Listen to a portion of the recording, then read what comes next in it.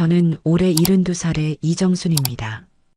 제 이름 석자로 불리기보다는 누군가의 엄마 그리고 이제는 준우 할머니로 불리는 날이 더 많은 그런 평범한 노인이지요. 제가 사는 작은 빌라에서 5분만 걸어가면 아들 정식이가 사는 으리으리한 아파트 단지가 나옵니다. 아침 8시가 되면 저는 돋보기 안경을 챙겨 쓰고 익숙하게 현관문을 나섭니다. 아들 내외가 맞벌이를 한다는 핑계로 하나뿐인 손주 준우의 아침 등원을 도맡은 지 벌써 3년이 넘어가네요. 그날 아침도 여느 때와 같았습니다. 새벽부터 쑤시는 무릎을 몇 번 주무르고 일어나 아들네 집 현관 비밀번호를 조용히 눌렀습니다. 띠리릭 하는 소리와 함께 문이 열리면 언제나처럼 텅 빈 거실이 저를 맞이합니다. 정식 내외는 이미 출근하고 없었지요. 아이 방으로 향하는 짧은 복도를 걸으며 저는 생각했어요. 요즘 젊은 부부들은 참 바쁘게 사는구나. 해가 뜨기도 전에 집을 나서야 할 만큼 치열하게 살아야만 하는구나 싶어서 안쓰러운 마음이 들기도 했습니다. 하지만 그 마음 한편에는 서운함이 웅크리고 있었지요. 제 아들 정식이는 어릴 적 제가 끓여주는 된장찌개 냄새를 맡으며 잠에서 깨곤 했습니다. 적어도 아침밥 한 술이라도 뜨고 나가는 모습을 보는 게 제 낙이었는데 이제는 손주에게조차 그런 따뜻한 아침을 물려주지 못하는 것 같아 마음이 쓰라렸습니다. 준우야, 할머니 왔다. 일어나야지.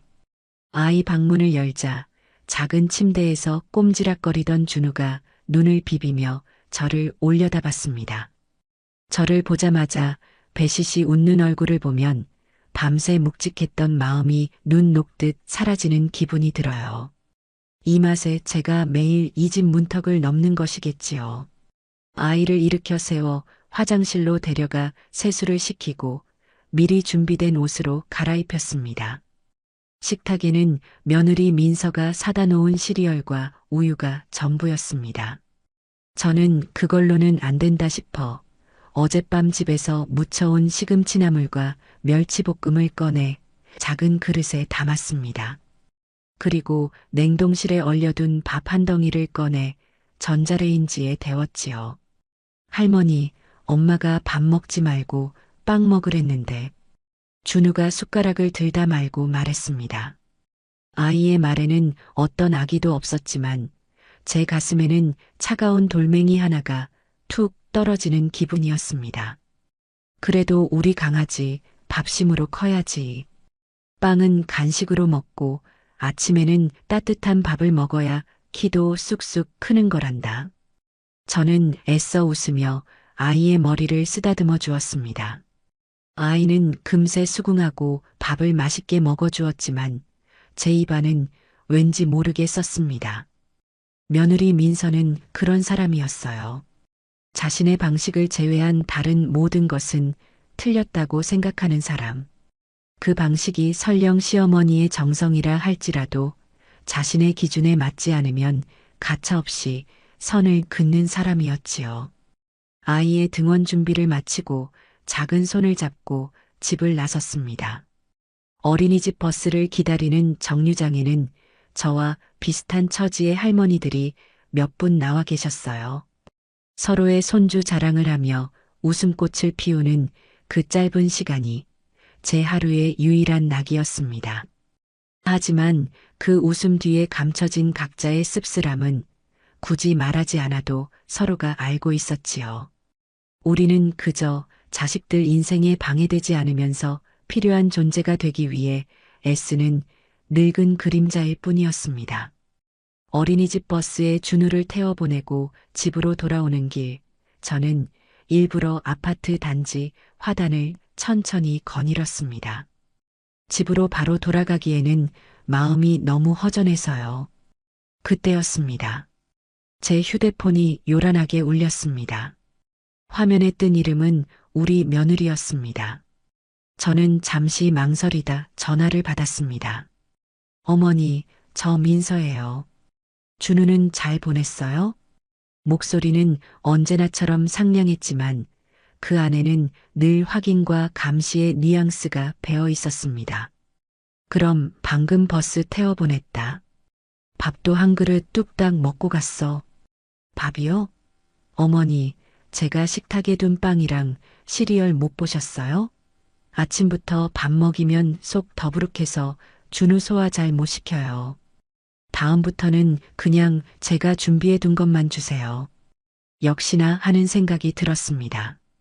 고맙다는 말 한마디 없이 제 행동에 대한 지적이 먼저 돌아왔습니다. 저는 더 말하고 싶지 않아 알겠다고 대답하고 전화를 끊었습니다. 손에 들린 휴대폰이 갑자기 천근만근 무겁게 느껴졌어요. 이게 아닌데. 제가 꿈꿨던 노년은 이런 모습이 아니었는데. 자식과 손주 곁에서 정을 나누며 조용히 살고 싶었을 뿐인데 어째서 저는 매일 아침마다 눈치를 보며 제 정성을 증명해야 하는 처지가 되었을까요? 그날 오후 저는 집에서 콩나물을 다듬고 있었습니다. 저녁에 아들 녀석이 좋아하는 콩나물국이라도 끓여보낼 참이었지요. 그때 또 민서에게서 전화가 왔습니다. 이번에는 목소리가 조금 다급하게 들렸어요. 어머니, 지금 어디세요? 집에 계세요? 그래, 집에 있다. 왜 그러니? 다름이 아니라 제가 인터넷으로 주문한 식기세척기 세제가 오늘 도착할 텐데 제가 지금 회사 일 때문에 집에 들를 수가 없어서요. 죄송한데 저희 집 앞에 가서 문 좀 열어주시고 세제만 현관 안쪽에 넣어주시면 안 될까요? 비싼 거라 밖에 두면 누가 가져갈까봐 불안해서요. 저는 잠시 망설였습니다. 제 집에서 아들네 집까지는 금방이었지만 며느리의 부탁을 들어주는 것이 점점 제 의무가 되어가는 것 같아 마음이 편치 않았습니다. 하지만 어쩌겠어요. 며느리가 불안하다는데 시어머니 된 도리로 그 정도는 해줘야지요. 알겠다. 지금 가볼게. 저는 다듬던 콩나물을 물에 담가두고 서둘러 집을 나섰습니다. 아들네 아파트 현관 앞에 도착하니 정말로 커다란 상자 하나가 덩그러니 놓여 있었습니다. 저는 비밀번호를 누르고 문을 열어 상자를 안으로 들여놓았습니다. 상자를 옮기느라 허리를 굽혔다 펴니 아이고 소리가 절로 나왔습니다. 현관 한쪽에 상자를 잘 놓아두고 집으로 돌아오려는데 거실 소파 위에 아무렇게나 벗어 던져진 옷가지들이 눈에 들어왔습니다. 어젯밤 정식이가 입었던 셔츠와 민서의 블라우스였습니다. 저는 저도 모르게 한숨을 쉬며 옷들을 주워 빨래 바구니에 넣었습니다. 싱크대에는 아침에 준우가 먹은 밥그릇과 제 반찬 그릇이 그대로 놓여 있었고요. 저는 또 발걸음을 멈추고 설거지를 하기 시작했습니다. 고무 장갑을 끼고 그릇을 닦으며 생각했습니다. 민서는 나를 시어머니가 아니라 호출하면 언제든 달려오는 집안일 해결사 정도로 생각하는 걸지도 모르겠다고요. 그 생각이 들자 갑자기 손에 힘이 쭉 빠지는 기분이었습니다. 설거지를 마치고 집으로 돌아와 소파에 몸을 기대니 온몸의 피로가 한꺼번에 몰려왔습니다. 저녁이 될 무렵 저는 약속대로 콩나물국을 끓였습니다. 멸치와 다시마로 정성껏 육수를 내고 콩나물을 듬뿍 넣어 시원하게 끓여냈지요. 커다란 냄비에 가득 담아 식지 않게 보자기로 감싼 뒤 다시 아들네 집으로 향했습니다. 정식아, 엄마 왔다. 문을 열고 들어서자 퇴근한 아들이 소파에 누워 텔레비전을 보고 있었습니다. 민서는 방에서 아직 나오지 않은 모양이었어요. 엄마 왔어? 이게 다 뭐야? 자네가 좋아하는 콩나물국 좀 끓여왔다. 민서랑 같이 저녁에 먹어라. 아, 잘 됐네. 마침 배고팠는데. 근데 엄마, 우리 저녁 약속 있는데. 정식이가 미안한 기색도 없이 말했습니다. 저는 순간 할 말을 잃었습니다.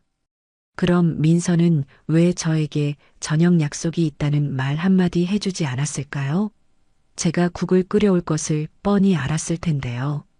그때 방에서 나온 민서가 저와 냄비를 번갈아 보더니 과장되게 웃으며 말했습니다. 어머님 오셨어요? 웬국이에요? 저희 오늘 정식이 회사 동기 부부랑 저녁 먹기로 했는데 미리 말씀을 못 드렸네요. 죄송해요. 그 말에는 미안함보다 눈치 없이 이런 걸 왜 가져오셨어요? 하는 속내가 뻔히 비쳤습니다. 어머니, 이왕 오신 김에 준우 저녁 좀 먹여주시면 안 돼요? 저희 지금 나가봐야 해서요. 준우 밥은 냉장고에 있는 칼에 데워서 주시면 돼요. 민서는 제게 선택권을 주지 않았습니다. 그건 부탁이 아니라 지시였어요. 저는 아무 말도 할 수 없었습니다. 제가 끓여온 콩나물국은 주방 한 구석에 초라하게 놓였습니다. 정식 내외는 보란 듯이 좋은 옷으로 갈아입고 향수까지 뿌린 뒤 제게 준우를 맡기고 현관을 나섰습니다. 다녀오겠습니다 하는 목소리에는 어떤 미안함도 고마움도 담겨 있지 않았습니다. 저는 텅 빈 거실에 서서 잠든 준우의 방문을 한참이나 바라보았습니다. 내 아들, 내 손주가 사는 이 화려하고 넓은 집에서 어째서 저는 점점 더 작아지고 있을까요? 제 자리는 어디일까요? 그날 밤 저는 제가 끓여온 콩나물국을 혼자서 꾸역꾸역 먹었습니다. 국물은 시원했지만 제 속은 답답하게 체한 듯이 뜨거웠습니다. 그것이 모든 것의 시작이었습니다. 아주 길고 지독한 이야기의 서막이었지요. 그날 제가 끓여간 콩나물국이 차갑게 식어가는 걸 보며 밤을 지새운 이후 제 마음속에는 이전과 다른 서늘한 바람이 불기 시작했어요. 눈에는 보이지 않지만 분명히 존재하는 날카로운 유리 조각 같은 게 마음 한구석에 콕 박혀버린 기분이었죠. 애써 괜찮은 척, 아무렇지 않은 척 웃어 보였지만 그 상처는 일상의 모든 순간에 존재감을 드러내며 저를 괴롭혔습니다. 며느리 민서는 언제나처럼 겉으로는 깍듯했고 제 아들 정식이는 늘 그랬듯 무심했어요. 그들의 세상은 아무것도 변하지 않았지만 제 세상은 뿌리부터 흔들리고 있었습니다. 화창한 주말이었어요. 모처럼 미세먼지 하나 없는 파란 하늘이 펼쳐진 날이라 저는 손주 준우를 데리고 아파트 단지 중앙에 있는 커다란 놀이터로 나갔어요.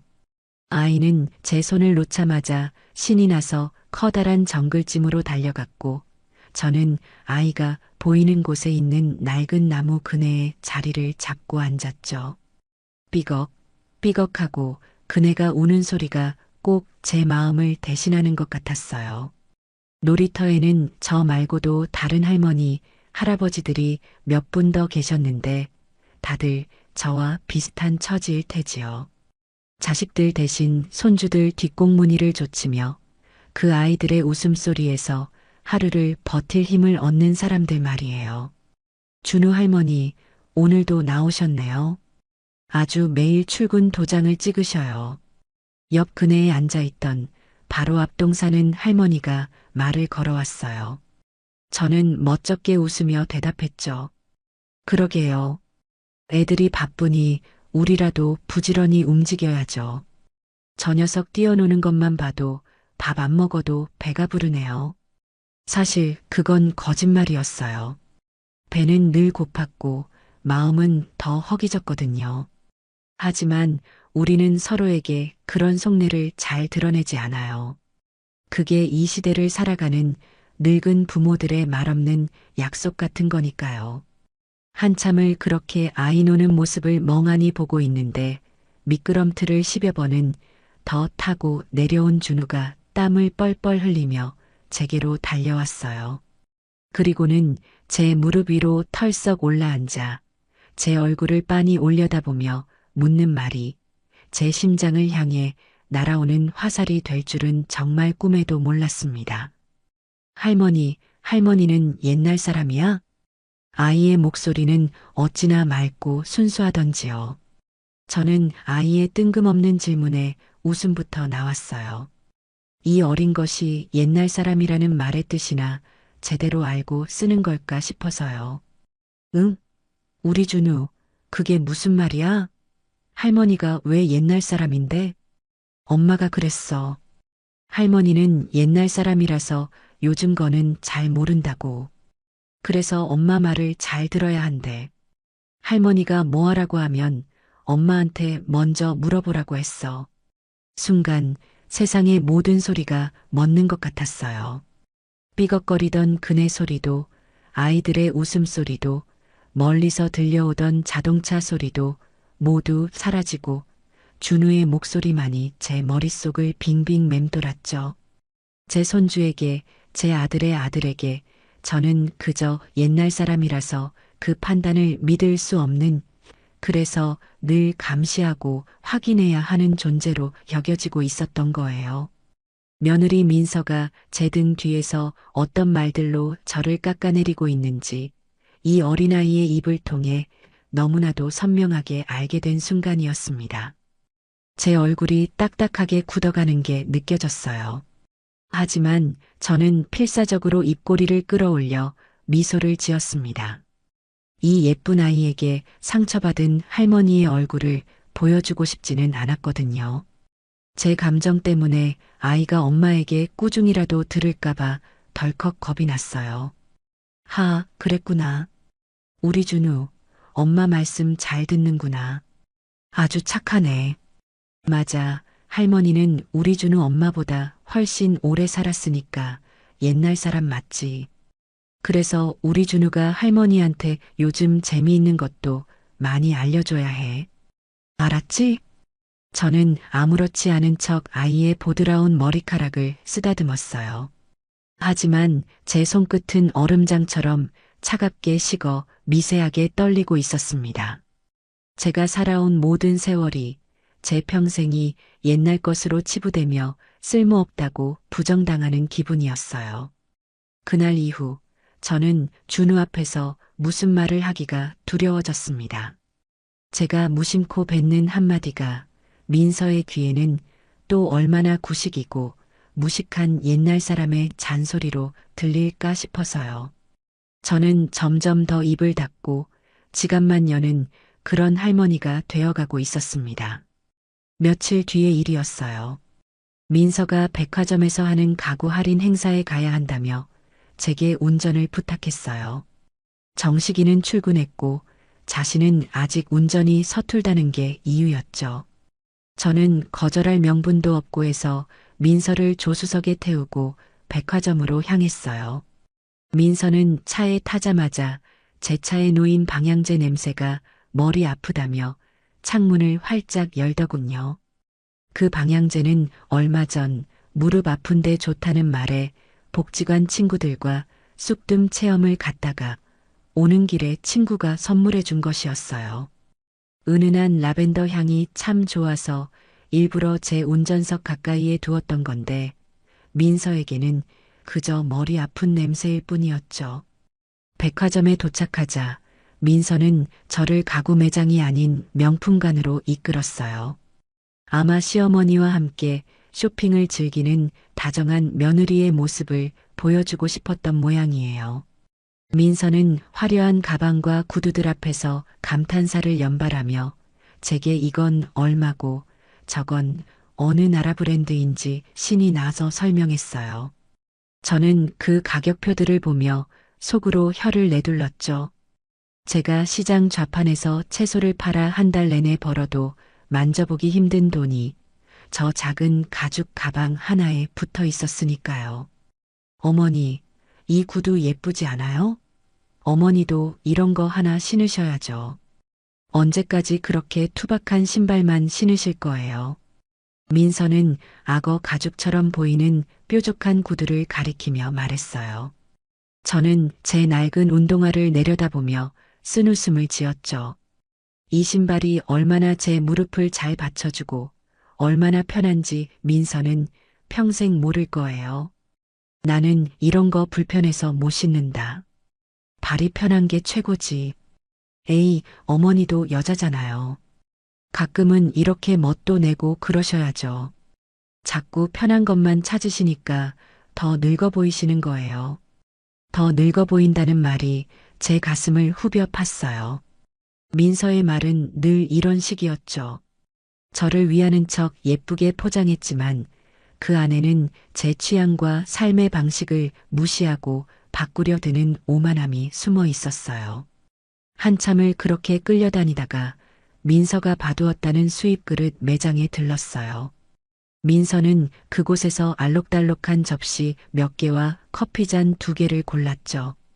그리고는 계산대 앞에서 카드를 내밀었다가 잠시 후 아주 난처하다는 표정으로 저를 돌아봤습니다. 어머, 어떡하죠, 어머니? 제가 이 카드가 한도 초과인 줄 깜빡했네요. 다른 카드는 아침에 다른 가방에 넣어두고 그냥 나왔나 봐요. 정말 죄송한데 5만 원만 빌려주실 수 있으세요? 집에 가자마자 바로 드릴게요. 그 연극 같은 상황 앞에서 저는 아무 의심 없이 지갑을 열었어요. 꼬깃꼬깃한 10,000원짜리 5장을 꺼내 민서에게 건넸죠. 아들 내외 체면이 있지. 백화점 계산대 앞에서 며느리를 망신시킬 수는 없었으니까요.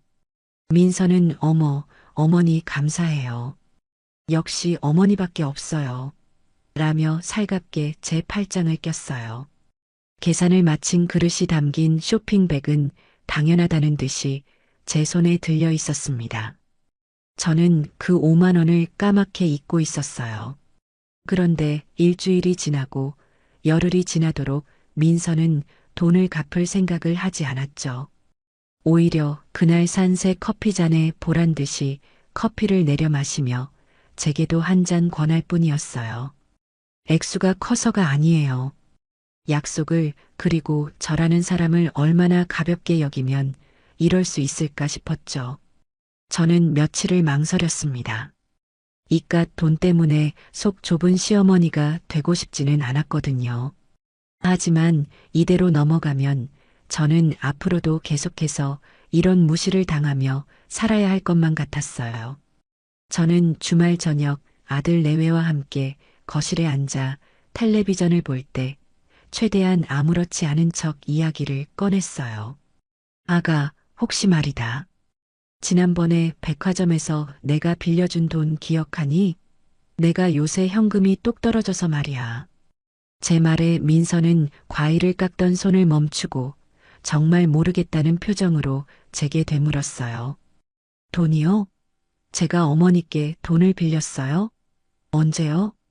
그 천연덕스러운 표정에 저는 할 말을 잃었죠. 정식이가 옆에서 무슨 돈? 하고 묻자 그제야 민서는 하고 손뼉을 쳤어요. 아, 그거요. 그릇 쌀 때. 아이고, 어머니. 제가 정말 깜빡했네요. 죄송해요. 근데 어머니, 그런 푼돈을 다 기억하고 계셨어요? 호. 저는 당연히 어머니가 저 용돈 주신 거라고 생각했죠. 다음에 제가 맛있는 거 사드릴게요. 민서는 푼돈이라는 단어에 힘을 주며 말하고는 대수롭지 않다는 듯이 다시 과일을 깎기 시작했어요. 제 얼굴이 화끈거렸죠. 아들 앞에서 저는 며느리에게 빌려준 푼돈이나 되찾으려는 속 좁고 치사한 시어머니가 되어버린 거예요. 정식이는 그 상황에서 제게 미안해하기는커녕 엄마도 참 뭘 그런 걸 가지고 그래. 민서가 알아서 하겠지라며 오히려 저를 나무라는 듯 말했어요. 저는 더 이상 아무 말도 할 수 없었습니다. 그날 밤 잠자리에 누워 쿵쾅거리는 심장을 부여잡았어요. 돈 5만 원이 문제가 아니었습니다.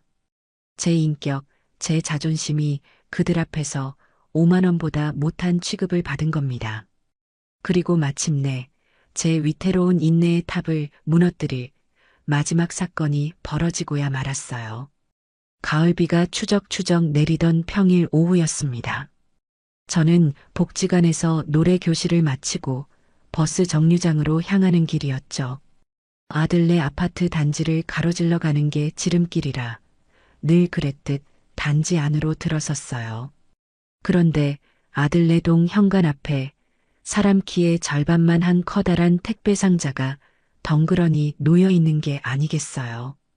비닐에도 쌓여 있지 않은 종이 상자는 이미 짙은 갈색으로 젖어들고 있었죠. 상자 겉면에 붙은 운송장에는 파손주에 고가 전자제품이라는 붉은색 스티커가 붙어 있었습니다. 받는 사람은 아들 정식이었고 내용물은 하이엔드 스피커 세트라고 적혀 있었어요. 저는 순간 가슴이 철렁 내려앉았어요. 이렇게 비싸고 중요한 물건을 이렇게 비를 맞게 내버려 두다니. 배송기사도 무심하고 이걸 알고도 내버려둔 아들 내외도 참 너무하다는 생각이 들었죠. 이대로 두면 상자 안의 기계까지 모두 젖어 망가질 것이 불 보듯 뻔했어요. 저는 잠시 망설였습니다. 이걸 또 내가 나서서 처리했다가 무슨 잔소리를 들을지 몰랐으니까요. 하지만 빗줄기는 점점 더 굵어지고 있었고 제 양심이 도저히 발걸음을 떼지 못하게 했어요. 그래, 나중에 욕을 먹더라도 아들 녀석의 비싼 물건이 망가지는 걸 보고만 있을 수는 없지. 이건 시어머니로서, 어른으로서 당연히 해야 할 일이다. 저는 그렇게 제 자신을 합리화하며 결심을 굳혔습니다. 가방을 한쪽 어깨에 고쳐 메고 상자의 양쪽을 힘껏 끌어안았어요. 으라차 하고 기압을 넣었지만 상자는 생각보다 훨씬 무거워 꿈쩍도 하지 않았죠. 저는 늙고 약해진 제 몸이 원망스러웠어요. 하지만 포기할 수는 없었습니다. 저는 상자를 바닥에 끈 채 조금씩 현관 쪽으로 옮기기 시작했어요. 거친 시멘트 바닥에 상자가 끌리며 드드득 하는 소리를 냈죠. 상자 모서리가 조금 찢어지며 안에 스티로폼이 하얗게 드러났어요. 저는 그것을 보고 더 마음이 급해졌습니다. 몇 번이나 허리를 두드려가며 쉬기를 반복한 끝에 겨우 상자를 현관 안으로 들여놓는데 성공했어요. 비밀번호를 누르고 문을 열어 비가 들이치지 않는 복도 안쪽에 상자를 안전하게 세워두었죠. 온몸은 땀과 빗물로 축축했고 숨이 턱까지 차올라 심장이 터질 것 같았어요.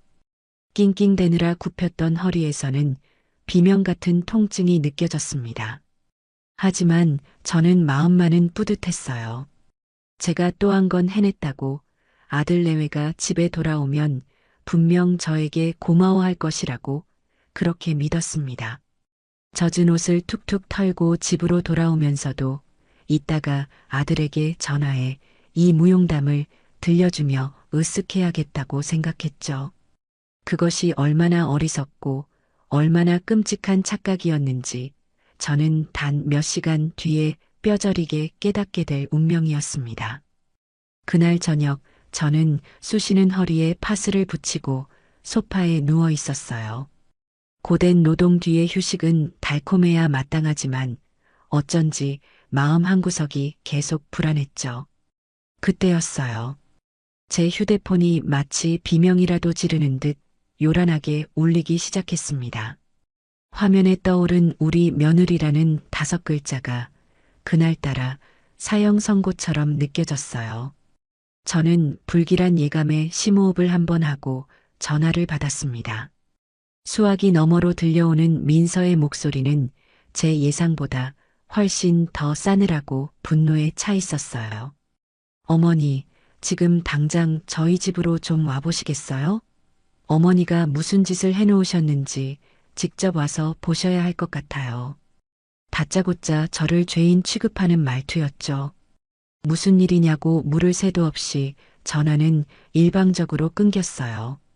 저는 심장이 철렁 내려앉는 것을 느끼며 쑤시는 허리를 일으켜 부랴부랴 옷을 챙겨 입었습니다. 밖은 이미 어두워져 있었고 빗줄기는 더욱 거세져 있었어요. 우산을 받쳐들고 아들네 집으로 향하는 그 짧은 길이 마치 지옥으로 향하는 길처럼 멀고 험하게 느껴졌습니다. 아들네 현관 앞에 도착하자 초인종을 누르기도 전에 문이 벌컥 열렸어요. 잔뜩 격앙된 얼굴에 민서가 팔짱을 낀 채 저를 위아래로 훑어보며 길을 비켜주지도 않고 서 있었습니다. 어머니, 이게 뭐예요? 제가 이걸 설명해 달라고 어머니를 여기까지 오시라고 한 거예요. 민서의 뾰족한 손가락은 거실 한가운데에 놓인 제가 오늘 오후에 사투를 벌이며 옮겨놓은 그 택배 상자를 가리키고 있었어요.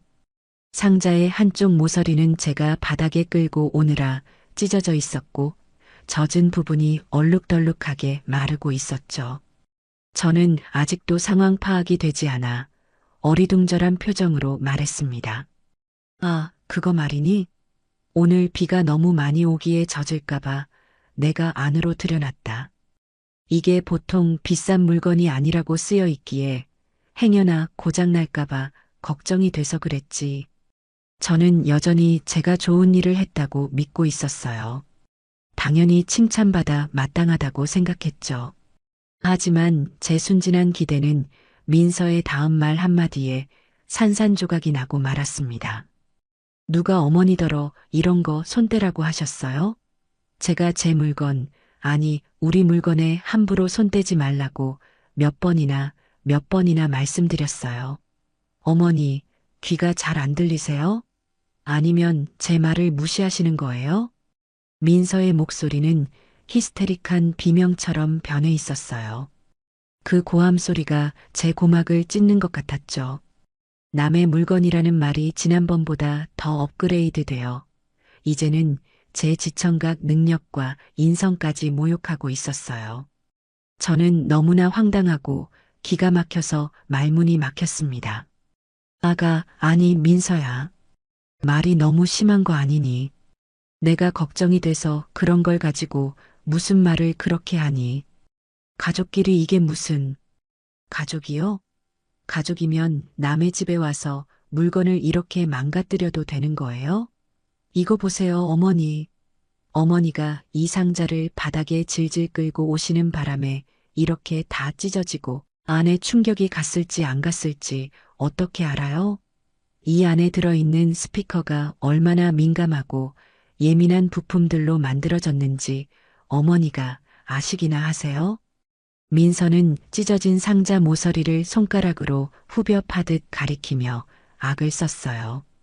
마치 제가 아들의 재산에 어마어마한 손해라도 입힌 대역죄인이 된 기분이었죠.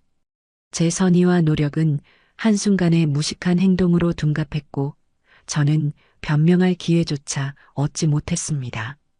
억울함과 분노, 그리고 이루 말할 수 없는 서러움에 온몸이 부들부들 떨렸어요. 그때 구세주처럼 현관문이 열리며 퇴근한 아들 정식이가 들어왔습니다. 저는 마지막 희망을 걸고 아들을 향해 눈물 섞인 목소리로 억울함을 토로했어요. 정식아, 너 좀 와서 이 상황 좀 봐라. 내가 오늘 비가 와서 이 귀한 물건이 젖을까봐 이 늙은 몸으로 낑낑대며 집 안에 들여놨더니 네 아내가 나한테 남의 물건을 망가뜨렸다면서 이렇게 난리를 치는구나. 내가 뭘 그렇게 잘못한 것이냐, 응? 저는 아들이 당연히 제 편에 서서 이 비상식적인 상황을 정리해 주리라 믿었어요. 세상 모든 자식이 그렇듯 제 아들 역시 제게는 든든한 내 편이어야 마땅했으니까요. 하지만 정식이는 저와 민서, 그리고 거실 중앙의 상자를 번갈아 보더니 깊고 긴 한숨을 내쉬었습니다. 그 한숨의 의미를 저는 너무나도 잘 알고 있었어요. 그것은 또 시작이네 하는 귀찮음과 왜 일을 이렇게 만드셨어요 하는 원망이었습니다. 엄마, 일단 진정 좀 하고. 민서 너도 그만 소리 질러. 아들은 그렇게 상황을 중재하는 척했지만 그의 다음 말은 제 심장에 박힌 대못을 망치로 한 번 더 내리치는 격이었어요. 그래서 이걸 엄마가 혼자 여기까지 옮긴 거야? 아니, 왜 그랬어? 그냥 밖에 놔두지. 비 좀 맞는다고 요즘 나오는 전자제품들 그렇게 쉽게 고장 안 나. 오히려 엄마가 이렇게 무리하게 옮기다가 떨어뜨리기라도 했으면 어쩔 뻔했어. 아들의 입에서 나온 첫마디는 저에 대한 걱정이 아니라 저의 행동에 대한 질책이었어요. 그리고 민서 말이 아주 틀린 건 아니잖아, 엄마.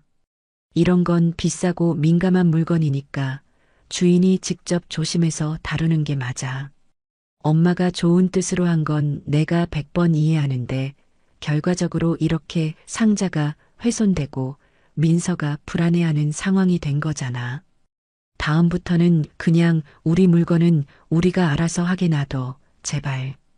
저는 제 아들의 입에서 나온 말을 단 한마디도 믿을 수가 없었어요. 민서 말이 아주 틀린 건 아니잖아. 우리 물건은 우리가 알아서 하게 놔둬. 그 말들은 저와 아들 내외 사이에 결코 넘을 수 없는 거대한 벽이 있음을 확인시켜 주었습니다. 저는 우리라는 울타리 안의 사람이 아니었어요. 그들의 재산과 삶의 방식을 침범해서는 안 되는 귀찮고 거추장스러운 외부인이었던 거죠.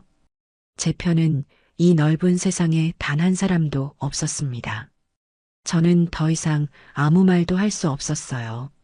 눈물이 턱 밑까지 차올랐지만 이 사람들 앞에서 비참하게 울고 싶지는 않았죠. 저는 마지막 남은 자존심을 끌어모아 제 자신을 향해 말하듯 나지막이 의졸였습니다. 그래, 내가 이 늙은이가 주책을 부렸구나. 너희들의 그 귀하고 소중한 물건에 이 무식한 늙은이가 함부로 손을 대서 정말 미안하게 됐다. 저는 그 말을 끝으로 뒤도 돌아보지 않고 아들네 집을 뛰쳐나왔어요. 등 뒤에서 엄마 어디가? 얘기 아직 안 끝났어. 하고 외치는 정식이의 목소리가 희미하게 들렸지만 저는 걸음을 멈추지 않았습니다. 굵은 빗줄기가 제 얼굴을 때렸지만 눈물인지 빗물인지 분간할 수 없었어요. 집으로 돌아오는 내내 제 머릿속에서는 남의 물건에 손대지 마세요라는 민서의 날카로운 목소리와 민서 말이 틀린 건 아니잖아라는 아들의 차가운 목소리가 악마의 저주처럼 끝없이 울려 퍼졌습니다. 그날 밤 저는 텅 비고 차가운 제 집 소파에 웅크리고 앉아 뜬 눈으로 밤을 새웠어요. 수십 년의 세월이 제가 바쳤던 모든 희생과 사랑이 한낱 쓰레기처럼 버려진 기분이었죠. 남편 일찍 여의고 시장 좌판에서 찬바람 맞아가며 악착같이 돈을 모아 정식이 하나를 키웠습니다. 내 아들 행여나 남들 앞에서 기죽을까 남들 먹는 거, 남들 입는 거, 그 이상으로 해주려고 제 젊음과 인생을 모두 바쳤어요. 그렇게 애지중지 키워 장가를 보내고 번듯한 집에서 예쁜 손주까지 낳아 사는 것을 보며 저는 이제 내 인생의 모든 의무와 책임을 다했다고 이제는 좀 편안하게 늙어갈 수 있으리라 믿었습니다. 하지만 그 모든 것이 제 착각이요, 환상이었습니다. 저는 그들에게 더 이상 따뜻한 밥을 해주는 엄마도 지혜로운 조언을 해주는 어른도 아니었어요. 그저 필요할 때만 호출해서 쓰는 무료 가사 도우미이자 귀찮은 일이 생기면 모든 책임을 떠넘길 수 있는 늙고 무식한 시어머니였을 뿐입니다. 어둠 속에서 저는 더 이상 눈물을 흘리지 않았어요. 슬픔과 억울함이 지나간 자리에 차갑고 단단한 무언가가 차오르기 시작했습니다. 그것은 분노이자 서늘한 결이었어요. 그래, 너희들 말이 맞다. 너희들의 삶, 너희들의 물건. 이제 다시는 이 이정순이가 손대지 않으마. 너희들이 나와 너희들 사이에 그토록 긋고 싶어하는 그 경계선. 내가 너희들이 쫓아올 수도 없는 곳으로 아주 멀리 영원히 벗어나 주마. 창밖이 희미하게 밝아오기 시작했습니다. 저는 지난 70년의 제 인생을 끝내고 앞으로의 새로운 인생을 시작하기 위한 마지막이자 가장 거대한 결정을 내렸습니다. 이 지긋지긋하고 비참한 굴레를 바로 내 손으로 직접 끊어버리기로. 다음 날 동이 텄을 때 저는 밤새 한숨도 자지 않은 사람이라고는 믿기지 않을 정도로 정신이 맑았어요. 어젯밤 저를 짓누르던 지독한 슬픔과 억울함은 이제 차갑고 단단하게 굳어 제 척추를 똑바로 세우는 강철 심지가 되어 있었죠. 더 이상 망설이거나 슬퍼할 시간이 없었어요. 저는 욕실로 들어가 찬물로 세수를 했습니다. 거울 속에 비친 늙고 지친 여자의 얼굴을 똑바로 마주 보았어요. 그리고 조용히 약속했죠. 이정순, 오늘부터 너는 다시 태어나는 거야. 누구의 엄마도 누구의 할머니도 아닌 오직 너 자신을 위해 사는 거야. 저는 옷장 가장 깊숙한 곳에 넣어두었던 몇 년 전 조카 결혼식에 가려고 큰맘 먹고 장만했던 비싼 외출복을 꺼내 입었어요. 낡은 화장대 앞에 앉아 서랍 속에서 말라붙어 있던 립스틱을 꺼내 입술에 꼼꼼히 발랐습니다. 초라하고 패배한 모습으로 이 새로운 싸움을 시작하고 싶지는 않았거든요. 이것은 도망이 아니라 제 존엄을 되찾기 위한 당당한 출정이었습니다. 모든 준비를 마치고 현관문을 나서는 제 발걸음에는 어떠한 망설임도 없었어요. 제가 가장 먼저 찾아간 곳은 동네 상가 모퉁이에 자리한 대박부동산 사무소였어요. 이 동네에서만 20년을 넘게 자리를 지킨 박 사장은 아마 이 동네의 모든 집과 사람들의 역사를 꿰뚫고 있을 터였죠.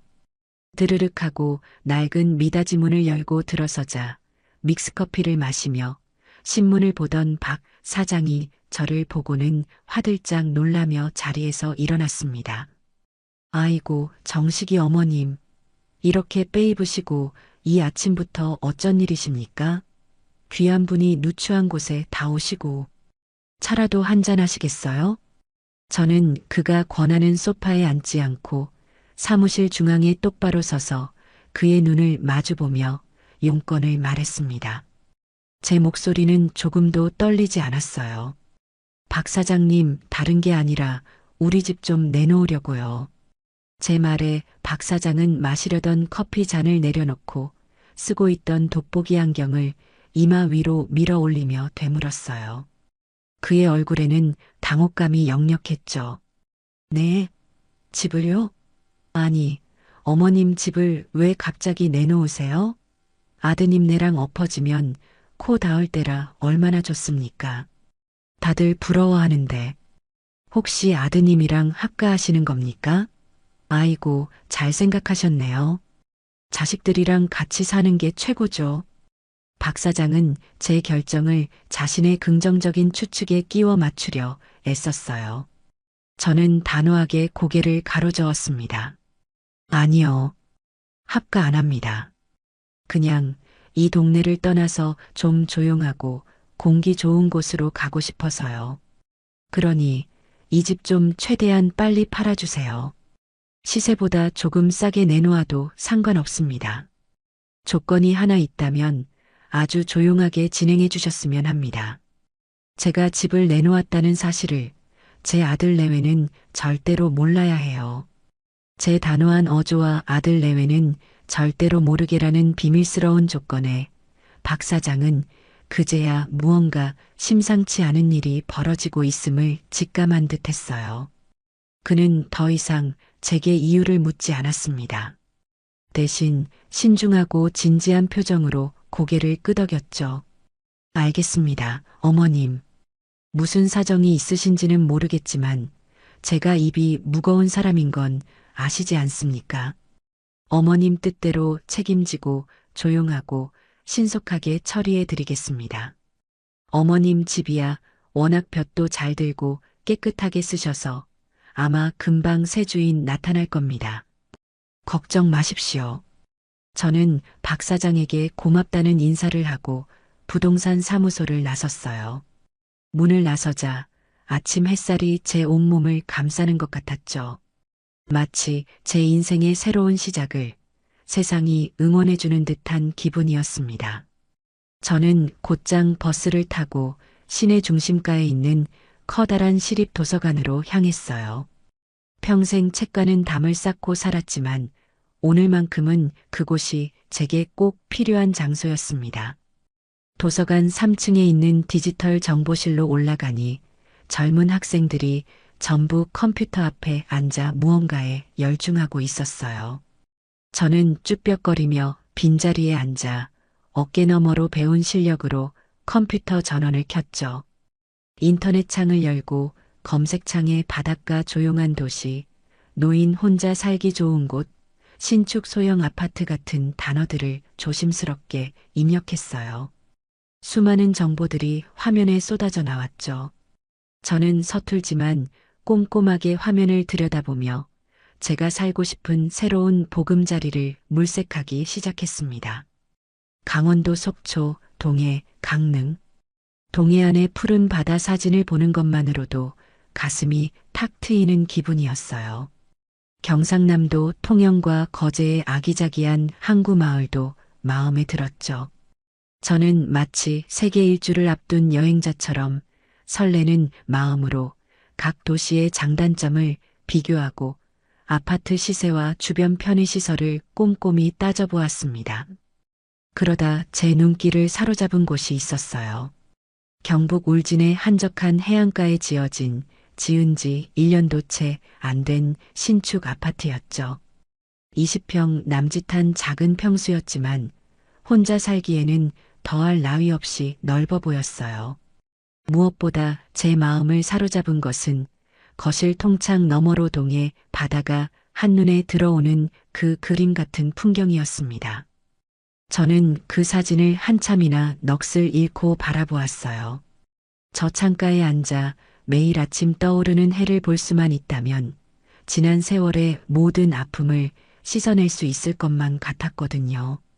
저는 그 아파트의 주소와 분양사무소 연락처를 가방에서 꺼낸 낡은 수첩에 정성껏 옮겨 적었습니다.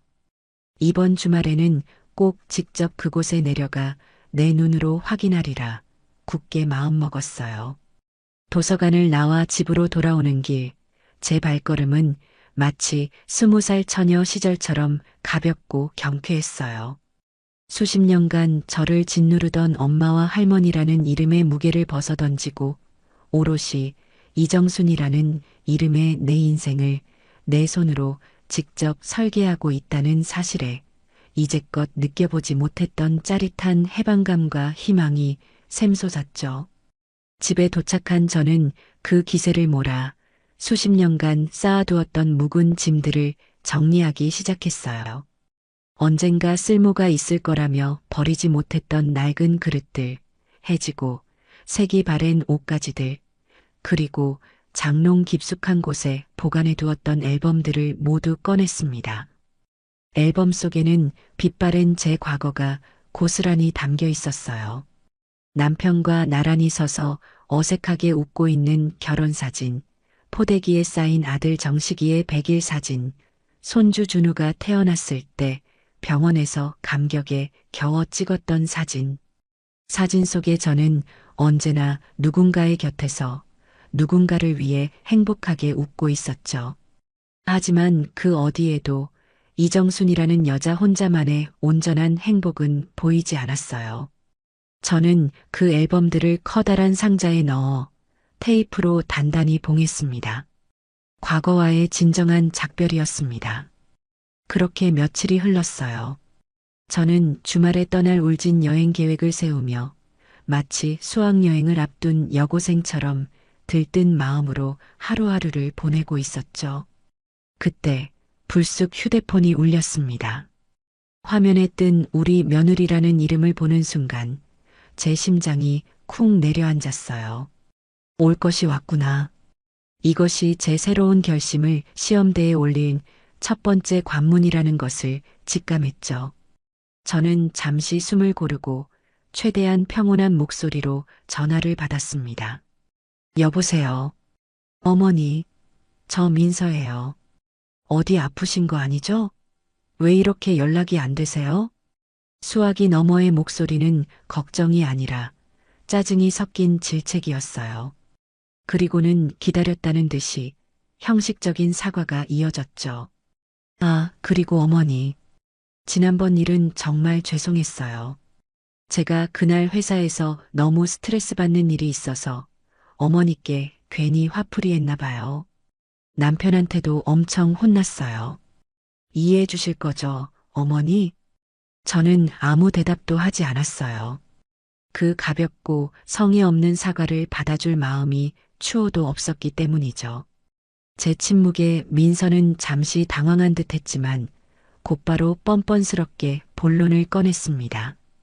다름이 아니라 어머니, 저희 이번 주 토요일에 정식이 회사 창립 기념일이라 부부 동반으로 등산 모임에 가야 하거든요. 아침 일찍부터 서둘러야 해서 준우 좀 봐주실 수 있으세요? 아마 저녁 아주 늦게나 들어올 수 있을 것 같아요. 부탁드릴게요, 어머니. 역시나 그들의 필요에 의해 저는 또다시 준우 할머니로 호출되고 있었어요. 과거의 저였다면 지난밤의 상처와 분노는 억지로 눌러 담은 채 하나뿐인 손주를 생각해 마지못해 알겠다고 대답했을 겁니다. 하지만 이제 저는 더 이상 과거의 이정순이 아니었어요. 미안하구나, 아가. 그날은 안 되겠다. 내가 아주 중요한 선약이 있어서 말이다. 저는 제 목소리가 그렇게 차분하고 단호하게 나갈 수 있다는 사실에 스스로도 놀랐어요. 수화기 너머로 순간 얼음 같은 정적이 흘렀죠. 민서의 목소리 톤이 한순간에 싸늘하게 바뀌는 것이 느껴졌습니다. 네, 선약이요? 어머니가 무슨 선약이 있으신데요? 복지관이라도 가세요? 민서의 목소리에는 어머니 같은 늙은이가 주말 아침부터 무슨 중요한 약속이 있겠어요. 하는 노골적인 의심과 불쾌함이 가득했어요. 글쎄다. 나도 이제 내 볼일도 좀 보고 사람도 만나고 하면서 살아야지 않겠니? 세상에 너희 부부만 바쁜 건 아니란다. 그러니 이번에는 너희가 다른 방법을 알아보렴. 베이비시터를 구하든지 아니면 모임에 안 가든지. 저는 그 말을 끝으로 민서가 무어라 더 말하기 전에 단호하게 전화를 끊었습니다. 손에 쥔 휴대폰이 뜨거웠고 심장이 미친 듯이 뛰었어요. 하지만 기분은 수십 년 묵은 체증이 한꺼번에 내려가는 것처럼 통쾌하고 상쾌했습니다. 처음으로 저는 그들의 일방적인 요구를 거절했어요. 처음으로 저는 제 시간을, 제 인생을 그들의 편의보다 우선순위에 두었습니다. 이것은 아주 작고 사소한 반격의 시작일 뿐이었습니다. 앞으로 제가 만들어갈 누구도 침범할 수 없는 제 왕국의 성벽을 쌓아 올리는 첫 번째 벽돌이었죠. 저는 창밖을 내다보았습니다. 어느새 하늘에는 저녁 노을이 붉게 번지고 있었어요. 그것은 제 인생의 황혼을 알리는 쓸쓸한 노을이 아니라 제2의 인생이라는 찬란한 아침을 예고하는 눈부시게 아름다운 여명이었습니다. 며느리 민서에게 처음으로 아니라고 말한 그날 이후 제 삶에는 미묘하지만 분명한 변화의 바람이 불기 시작했어요. 수십 년간 저를 짓누르던 투명한 족쇄가 하나 풀어진 느낌이었죠. 물론 그날 이후 민서에게서는 어떤 연락도 오지 않았어요. 아마 단단히 삐졌거나 혹은 제 단호한 태도에 당황해서 어떻게 반응해야 할지 모르고 있을 테지요. 아들 정식이 역시 마찬가지였습니다. 제 아내는 제 엄마와 싸웠는데 그 중간에서 중재를 하거나 제 안부를 묻는 전화 한 통 없었어요. 아마 시간이 지나면 엄마가 알아서 풀리겠지 하고 안일하게 생각하고 있었을 겁니다. 그들의 그 오만한 침묵이 오히려 제 결심을 더욱 단단하게 만들어주고 있었습니다. 부동산에 집을 내놓은 지 딱 사흘째 되던 날이었어요. 오후에 마늘이나 좀 까려고 거실에 신문지를 펼쳐놓고 있는데 박 사장에게서 전화가 왔어요. 그의 목소리는 평소보다 한 톤 높아져 있었죠. 어머님, 좋은 소식이 있습니다. 어머님 집을 보고 싶다는 분이 나타났어요. 신혼부부인데 아드님네 아파트에 전세로 살다가 이번에 첫 집을 장만하려는 모양입니다. 어머님이 워낙 집을 깨끗하게 쓰셔서 사진만 보고도 아주 마음에 들어해요. 오늘 저녁에라도 바로 집을 볼 수 있을까요? 저는 순간 심장이 쿵 하고 내려앉는 것 같았어요. 이렇게 빨리요? 하지만 이내 마음을 다잡았습니다. 이건 좋은 징조였어요. 하늘이 제 새로운 출발을 돕고 있는 게 분명했습니다. 저는 떨리는 목소리를 가다듬고 차분하게 대답했죠. 네, 박 사장님. 저녁에 오시라고 하세요. 제가 잘 준비하고 있겠습니다. 전화를 끊고 저는 까던 마늘도 내팽개치고 집안을 쓸고 닦기 시작했어요. 혹여나 흠이라도 잡혀서 계약이 안 될까봐 노심초사했죠. 낡았지만 평생을 바쳐 갖고 온 제 집의 마지막 가치를 최고로 인정받고 싶었습니다. 구석구석 먼지를 닦고 창문을 활짝 열어 환기를 시켰어요. 화장실 타일 사이에 물때까지 락스를 묻힌 칫솔로 박박 문질러 닦았죠. 온몸이 땀으로 흠뻑 젖었지만 조금도 힘들지 않았어요. 오히려 이 집을 떠나기 위한 성스러운 의식을 치르는 기분이었습니다. 저녁 7시쯤 박 사장이 젊은 신혼부부 한 쌍을 데리고 집으로 들어왔어요. 남자는 제 아들 정식이 또래로 보였고 여자는 이제 막 30줄에 들어선 앳된 얼굴이었죠. 그들은 집 안으로 들어서자마자 와, 정말 깨끗하다. 햇빛도 잘 들고요. 라며 감탄했어요. 저는 그들의 모든 질문에 미소를 띤 채 성심성의껏 대답했습니다. 이 집의 남향 창문이 여름에는 얼마나 시원하고 겨울에는 얼마나 따뜻한지, 위층에는 누가 살고 아래층에는 누가 사는지, 동네의 어느 떡볶이집이 맛있고 어느 세탁소가 좀 씨가 좋은지. 젊은 아내는 제 설명을 들으며 연신 고개를 끄덕였고 제 손을 꼭 잡으며 말했어요. 어머님이 정말 정부치고 사신 집이라는 게 느껴져요. 저희가 이 집에 살게 되면 어머님처럼 아끼고 깨끗하게 잘 살게요. 그 말에 저는 순간 울컥하고 말았죠. 지난 수십 년간 제 아들과 며느리에게서는 단 한 번도 들어보지 못했던 따뜻한 말이었습니다. 이 집의 가치를, 제가 살아온 세월의 가치를 이생면부지의 젊은 부부가 알아봐주는 것 같아 눈시울이 뜨거워졌어요. 그들이 돌아가고 1시간쯤 지났을까 박 사장에게서 다시 전화가 왔습니다. 그의 목소리는 흥분으로 가득 차 있었죠. 어머님, 계약하자고 합니다. 어머님이 제시한 가격에서 단돈 10원도 깎지 않고 그대로 계약하겠다고 하네요. 내일이라도 당장 계약서 쓰자고 난리입니다. 저는 수화기를 든 채 그 자리에 한참이나 서 있었어요. 모든 것이 너무나 순조롭게 마치 잘 짜인 각본처럼 흘러가고 있었습니다. 다음 날 저는 박 사장의 부동산 사무실에서 제 인생이 담긴 집을 파는 계약서에 도장을 찍었습니다. 제 이름 석자 옆에 선명하게 찍히는 붉은 인주를 보며 저는 이것이 과거의 이정순에게 보내는 사망 선고이자 새로운 이정순에게 내리는 출생신고서라는 생각을 했습니다. 계약금을 제 통장으로 송금받고 사무실을 나오는데 다리가 후들거려 걷기조차 힘들었어요. 하지만 이건 슬픔 때문이 아니었습니다.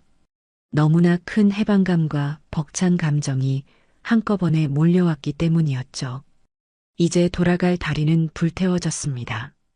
저는 곧장 고속버스 터미널로 가서 주말 아침 일찍 울진으로 떠나는 버스표를 예매했어요. 그리고 그 주 주말 저는 제 인생 최초의 나 홀로 여행을 떠났습니다. 새벽 버스에 몸을 싣고 창밖을 바라보는데 익숙한 도시의 풍경이 점점 멀어지는 것을 보며 저는 비로소 웃을 수 있었어요. 버스가 고속도로를 달리고 차창 밖 풍경이 잿빛 빌딩에서 푸른 산과 들로 바뀌는 동안 저는 정말 오랜만에 깊은 잠에 빠져들었습니다.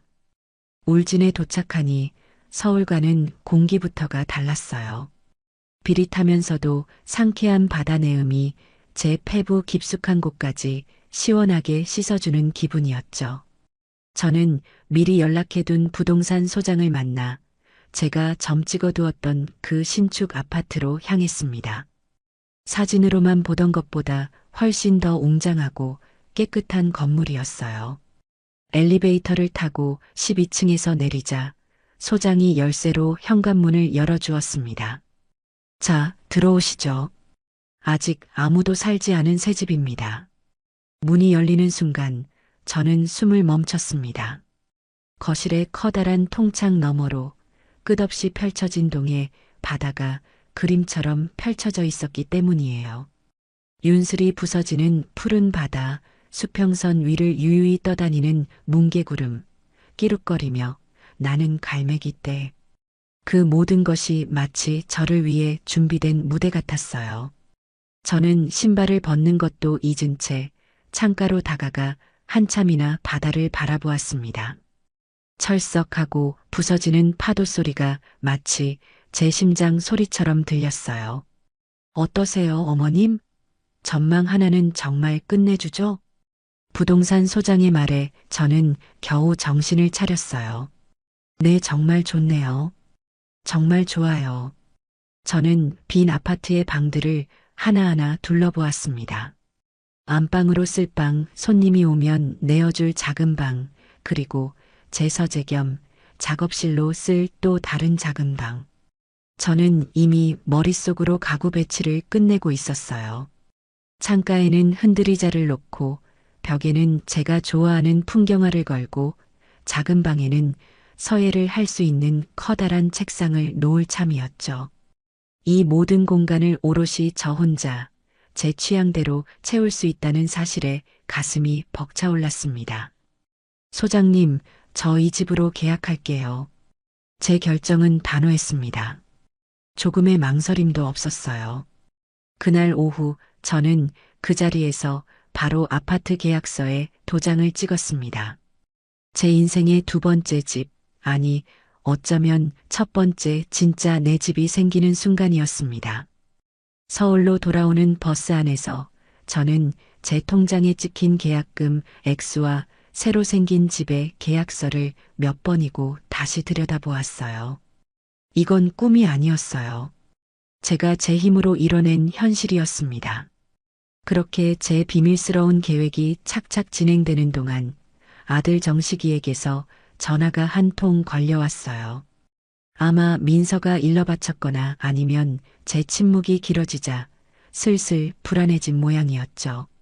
엄마, 나 정식인데. 잘 지내? 요즘 왜 이렇게 연락이 잘 안 돼? 전화해도 잘 안 받고. 아들의 목소리에는 서운함과 짜증이 섞여 있었어요. 저에 대한 걱정보다는 자신의 통제권에서 제가 벗어나고 있다는 것에 대한 불쾌감이었죠. 나야 잘 지내지. 그냥 좀 바빴다. 엄마가 뭐가 그렇게 바빠? 혹시 어디 아픈 거야? 아니면 무슨 일 있어? 저는 수화기 너머로 피식 웃음이 나왔어요. 아프긴 왜 아프니? 건강하다. 나도 이제 내 인생 좀 즐기면서 살아야지. 맨날 너희들만 쳐다보고 살 수는 없잖니. 저는 최대한 아무렇지 않게 명랑한 목소리로 말했어요. 정식이는 제 말의 진짜 의미를 전혀 눈치채지 못하는 것 같았죠. 엄마도 참, 무슨 인생을 즐겨. 복지관이라도 더 다니는 거야? 암튼 주말에 민서랑 준우 데리고 집에 한번 들를게. 맛있는 거나 해놔. 아들은 제 대답을 듣지도 않고 일방적으로 자신의 용건만 말하고 전화를 끊었습니다. 맛있는 거나 해놔. 그 말 한마디에 정식이가 저를 어떻게 생각하는지 모든 것이 담겨 있었어요. 저는 더 이상 엄마가 아니라 자신들이 원할 때 언제든 맛있는 음식을 제공하는 식당 주인 같은 존재였던 겁니다. 저는 끊어진 전화를 들고 쓴웃음을 지었습니다. 그래, 어디 한번 와보렴. 너희들이 마주하게 될 것이 과연 맛있는 밥상일지 아니면 텅 빈 집일지 어디 한번 기대해 보렴. 저는 제 손에 들린 울진의 새 아파트 계약서를 보며 다가올 그날을 조용히 기다리고 있었습니다. 집을 팔고 잔금을 치르기까지의 시간은 제게 주어진 마지막 유예 기간과도 같았어요. 저는 그 시간 동안 이삿짐을 싸고 제 과거를 정리하며 새로운 삶을 준비했습니다. 이사업체는 박 사장이 소개해준 입이 무겁고 일 처리가 꼼꼼하기로 소문난 곳으로 정했어요. 이사 날짜는 평일 오전으로 잡았죠. 아들 내외가 모두 회사에 가고 없을 가장 조용하고 완벽한 시간이었습니다. 저는 매일 조금씩 짐을 쌌습니다. 그 과정은 마치 제 인생의 한 페이지 한 페이지를 다시 넘겨보는 것 같았어요. 장롱 속에서 수십 년 된 낡은 앨범을 꺼내보았죠. 빛바랜 사진 속에는 남편과 함께한 어색한 신혼 시절, 아들 정식이가 태어나 처음으로 제 품에 안겼던 순간, 그리고 손주 준우의 재롱에 마냥 행복해하던 제 모습이 담겨 있었어요. 저는 그 사진들을 한참이나 들여다보다가 결국 모두 커다란 상자에 넣어 봉해버렸습니다. 과거는 과거일 뿐, 제 새로운 인생에 함께 가져갈 짐은 아니었으니까요. 주방의 낡은 그릇들도 정리했어요. 이가 빠진 사기 그릇, 손잡이가 떨어진 냄비, 정식이가 어릴 때 쓰던 플라스틱 컵. 그 모든 것들에는 제 땀과 세월의 흔적이 묻어 있었죠. 저는 그것들을 하나하나 신문지에 싸서 버릴 물건을 담는 자루에 넣었습니다. 울진의 새 집에는 반짝이는 새 그릇들을 들여놓을 참이었어요. 오롯이 저 혼자 저를 위해 사용할 예쁜 그릇들로요. 짐을 싸는 동안에도 민서에게서는 간간히 문자가 왔어요.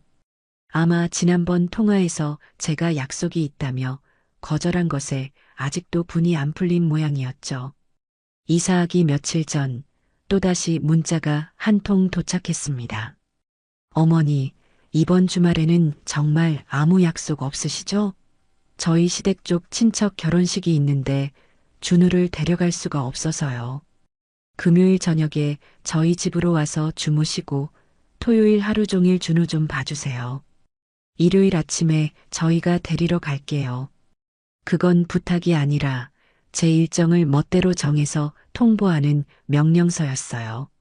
심지어 제 집도 아닌 자신들의 집으로 와서 자고 가라는 그 뻔뻔함에 기가 막혔죠. 저는 그 문자를 한참이나 노려보다가 아무 대답도 하지 않고 그냥 삭제해버렸습니다. 그것이 그들에게 보내는 제 마지막 대답이었습니다. 너희들의 그 이기적인 요구에 나는 더 이상 응답하지 않겠다. 이사 전날 저는 아침 일찍 은행으로 향했어요. 집을 판 잔금이 모두 들어온 통장을 앞에 놓고 저는 한참이나 그 숫자를 들여다보았습니다. 제 평생을 바쳐 이룬 작지만 소중한 재산이었죠. 과거의 저였다면 이 돈의 상당 부분을 아들 내외에게 무슨 일이 생기면 줘야지 하며 비상금으로 떼어놓았을 겁니다. 하지만 이제는 아니었어요. 이 돈은 온전히 저를 위한 것이었습니다. 저는 은행 직원에게 이 돈의 절반은 안정적인 노후연금 상품에 투자해달라고 요청했어요. 그리고 나머지 돈의 일부를 현금으로 찾았죠. 두둑해진 지갑을 들고 제가 향한 곳은 시내에 있는 자동차 대리점이었습니다. 평생 남편 차, 아들 차 조수석에만 앉아봤지 제 이름으로 된 차를 가져본 적이 없었어요. 대리점에 들어서자 번쩍이는 새 차들과 젊은 영업사원들이 저를 어색하게 만들었죠. 한 젊은 직원이 다가와 뭘 도와줄지 물었어요.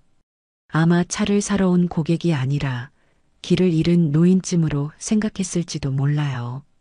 저 차 좀 보러 왔는데요. 제 말에 그는 조금 놀란 표정을 짓더니 이내 능숙하게 차들을 소개하기 시작했어요. 저는 그의 설명을 들으며 가장 작고 운전하기 편해 보이는 소형차 앞에 섰습니다. 반짝이는 하얀색 차체가 꼭 저처럼 새로운 시작을 기다리는 것 같아 마음에 들었어요. 이 차로 할게요. 이걸로 계약하고 싶습니다. 제 단호한 결정에 영업사원은 더 놀란 눈치였죠. 이것저것 따지고 몇 번은 더 와볼 거라 생각했던 모양이에요. 저는 그 자리에서 제가 찾아온 현금 뭉치로 계약금을 지불했습니다. 할부 안 하시고 일시불로 하시는 거 맞으시죠? 하고 몇 번이나 되묻는 그에게 저는 당당하게 고개를 끄덕였습니다. 제 인생의 첫 차, 그것도 온전히 제 돈으로 사는 차였습니다. 차는 이틀 뒤에 제 옛집 앞으로 배달되기로 했어요. 이삿짐 트럭과 함께 저를 새로운 세상으로 실어다 줄 저의 든든한 동반자였죠. 그리고 이사 당일 새벽이 밝았습니다. 저는 뜬 눈으로 밤을 새우고 마지막으로 텅 빈 집을 둘러보았어요. 모든 짐이 꾸려지고 제 손가방 하나만 덩그러니 남아 있었죠.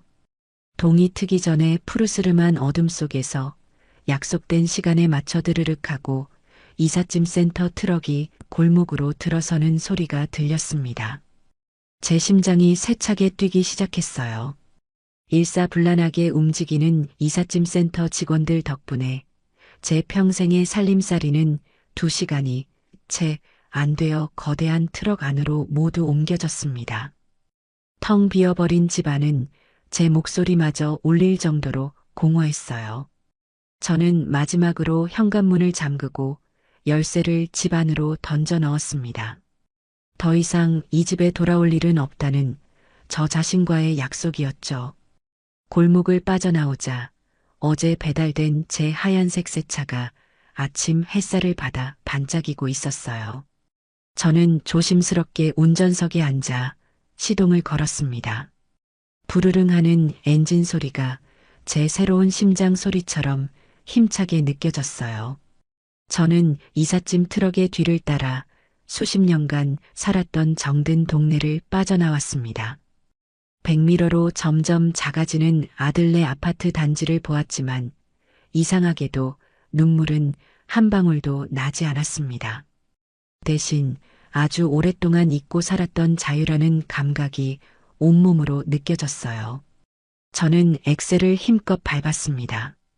동해의 푸른 바다가 저의 새로운 인생이 저를 기다리고 있었습니다.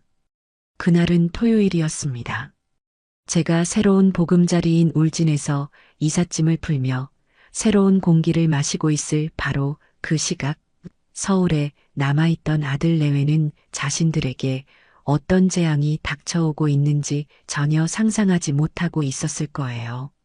그들의 세상은 여전히 제가 그들의 발밑에 단단히 깔려 있다고 믿고 있었을 테니까요. 그날 아침 아들네 집의 풍경은 아마 여느 주말과 다르지 않았을 겁니다. 늦잠을 자고 일어난 정식이는 소파에 드러누워 텔레비전 채널이나 돌리고 있었을 테고 민서는 거울 앞에서 외출 준비에 한창이었겠죠. 아마 입으로는 계속 투덜거리고 있었을 거예요. 정말 너무하시는 거 아니야? 자기가 무슨 대단한 사람이라고 전화를 이렇게 안 받아? 일부러 사람 애태우는 것도 아니고. 나이 들수록 애가 된다더니 딱 그 짝이라니까. 민서는 며칠째 제 전화를 받지 않는 저에 대한 불만을 그렇게 쏟아냈을 겁니다. 옆에서 듣고 있던 정식이는 아마 귀찮다는 듯이 대꾸했겠죠. 바쁘신가 보지. 조금 이따 다시 해봐. 가보면 집에 계실 거야. 바쁘긴 뭐가 바빠. 맨날 집에만 있는 노인이. 이건 그냥 우리한테 일부러 삐졌다고 시위하는 거잖아. 지난번에 내가 한마디 했다고 아직도 뒤끝이야. 정말 속 좁아. 그들의 대화 속에서 저는 이미 속 좁고 뒤끝 있는 늙은이가 되어 있었습니다. 저에 대한 일말의 걱정이나 궁금증은 없었어요. 그저 자신들의 계획에 차질을 주는 귀찮고 성가신 존재일 뿐이었죠. 그들은 곧 가게 될 화려한 결혼식과 그곳에서 만날 사람들에게 어떤 옷을 입고 어떤 표정을 지을지에 대해서만 이야기했을 겁니다. 그 모든 계획의 바탕에는 준우는 당연히 할머니가 봐줄 것이다라는 흔들림 없는 전제가 깔려 있었고요. 외출 준비를 마친 그들은 준우의 손을 잡고 집을 나섰습니다. 값비싼 정장과 원피스로 한껏 멋을 낸 그들의 모습은 누가 봐도 번듯한 상류층 부부의 모습이었겠죠. 차를 몰아 제 옛집이 있는 익숙한 골목으로 들어서면서도 그들은 자신들이 곧 마주하게 될 현실을 전혀 예측하지 못했습니다. 제 집 앞에 도착한 그들은 당연하다는 듯이 차에서 내려 현관문으로 향했을 거예요. 어머니, 저희 왔어요. 준우요. 민서는 아마 콧대 높은 목소리로 그렇게 외쳤을 겁니다. 하지만 집안에서는 아무런 대답도 인기척도 없었죠. 그녀는 짜증이 섞인 한숨을 내쉬며 초인종을 눌렀을 거예요. 딩동, 딩동. 날카로운 벨소리가 조용한 골목에 울려 퍼졌지만 문은 여전히 굳게 닫혀 있었습니다. 어머니, 안에 계신 거 다 알아요. 문 좀 열어보세요. 저희 지금 바빠 죽겠다고요. 참을성이 바닥난 민서가 결국 문을 쾅쾅 두드리며 소리치기 시작했습니다. 그녀의 무례한 행동에 옆집 사람이 창문을 열고 쳐다볼 정도였을 테죠. 바로 그때였습니다. 그들이 두드리던 바로 그 현관문이 달칵 소리를 내며 안에서부터 열렸습니다. 하지만 문은 활짝 열리지 않고 낡은 쇠사슬이 걸린 채 주먹 하나 들어갈 정도로만 열렸어요. 그리고 그 틈으로 낯선 젊은 여자의 얼굴이 불쑥 나타났습니다. 잔뜩 경계하는 눈빛이었죠. 누구세요? 왜 남의 집 문을 그렇게 함부로 두드리세요?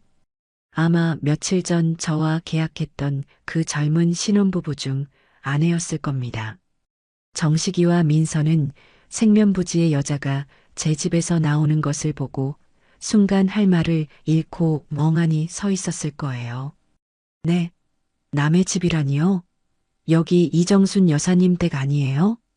정신을 차린 정식이가 당황해서 묻자 젊은 여자는 의아하다는 표정을 지으며 대답했습니다. 무슨 말씀이세요? 이 집은 저희 집인데요. 이정순 여사님은 이 집 전주인이시고. 네, 전주인이요? 아, 혹시 월세로 잠깐 들어와 계신 건가요? 저희 어머니가 잠깐 어디 가셨나 본데. 정식이는 어떻게든 이 비현실적인 상황을 자신의 상식선에서 이해해 보려고 애썼을 겁니다. 하지만 젊은 여자의 다음 말이 그 마지막 희망마저 산산조각 내버렸습니다. 아니요. 월세 아닌데요.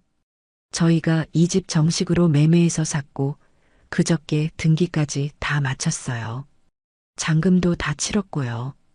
이사 가신 지 며칠 됐는데 아드님이랑 며느님이신 것 같은데 연락 못 받으셨어요? 젊은 여자는 순진한 눈으로 그렇게 물었어요. 그 말은 마치 거대한 망치가 되어 정식이와 민서의 머리를 강타하는 것과 같았을 겁니다.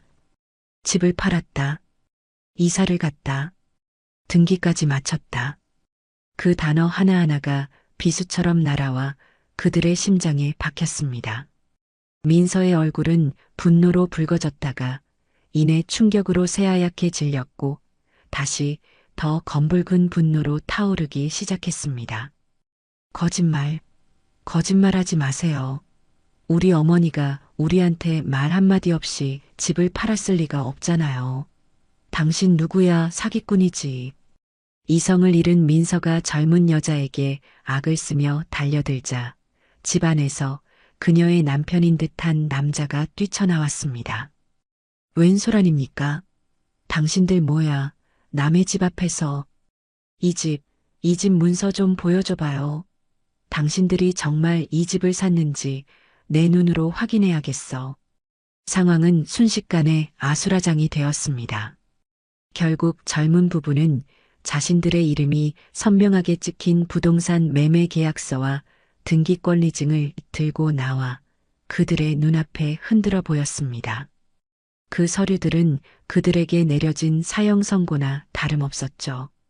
더 이상 부정할 수 없는 현실 앞에서 정식이와 민서는 넋이 나간 사람처럼 그 자리에 얼어붙고 말았습니다. 자신들의 편리한 무료 보모이자 만능 해결사였던 엄마, 시어머니가 아무런 예고도 없이, 흔적도 없이 자신들의 인생에서 완벽하게 증발해버렸다는 사실을 마주한 순간이었습니다. 결혼식에 가는 것은 당연히 물 건너갔습니다. 그들은 망연자실한 채 자신들의 번쩍이는 차로 돌아왔을 거예요. 준우는 겁에 질려 울음을 터뜨렸고 차 안에 무거운 침묵을 깬 것은 마그마처럼 들끓던 민서의 분노였습니다. 이게 다 당신 때문이야. 이게 무슨 꼴이냐고. 민서는 핏발선 눈으로 운전대를 잡고 있는 정식이를 쏘아붙이며 악을 썼습니다. 당신 엄마가 이렇게 집까지 팔고 가족을 버리고 도망갈 동안 당신은 대체 뭘 한 거야? 당신이 아들 아니야? 당신이 중간에서 조금이라도 똑바로 했어 봐. 엄마 관리 하나 제대로 못해서 이 꼴을 만들어? 거기에는 어머니를 잃은 슬픔이나 인간적인 걱정은 단 한 톨도 없었습니다. 오직 자신들의 계획이 틀어진 것에 대한 분노와 이 모든 책임은 무능한 남편인 당신에게 있다는 비난뿐이었죠. 이제 준우는 누가 봐? 당장 다음 주부터 나는 회사에 중요한 프로젝트가 있어서 야근해야 한단 말이야. 베이비시터는 하늘에서 떨어져? 돈은? 그 비싼 돈은 당신이 다 낼 거냐고. 당신 엄마가 우리한테 그동안 받아간 돈이 얼만 줄 알아? 우리가 매달 생활비 드렸지, 용돈 드렸지, 준우 봐주는 값은 평생 공짜였지. 이제 그 돈 다 어디서 나?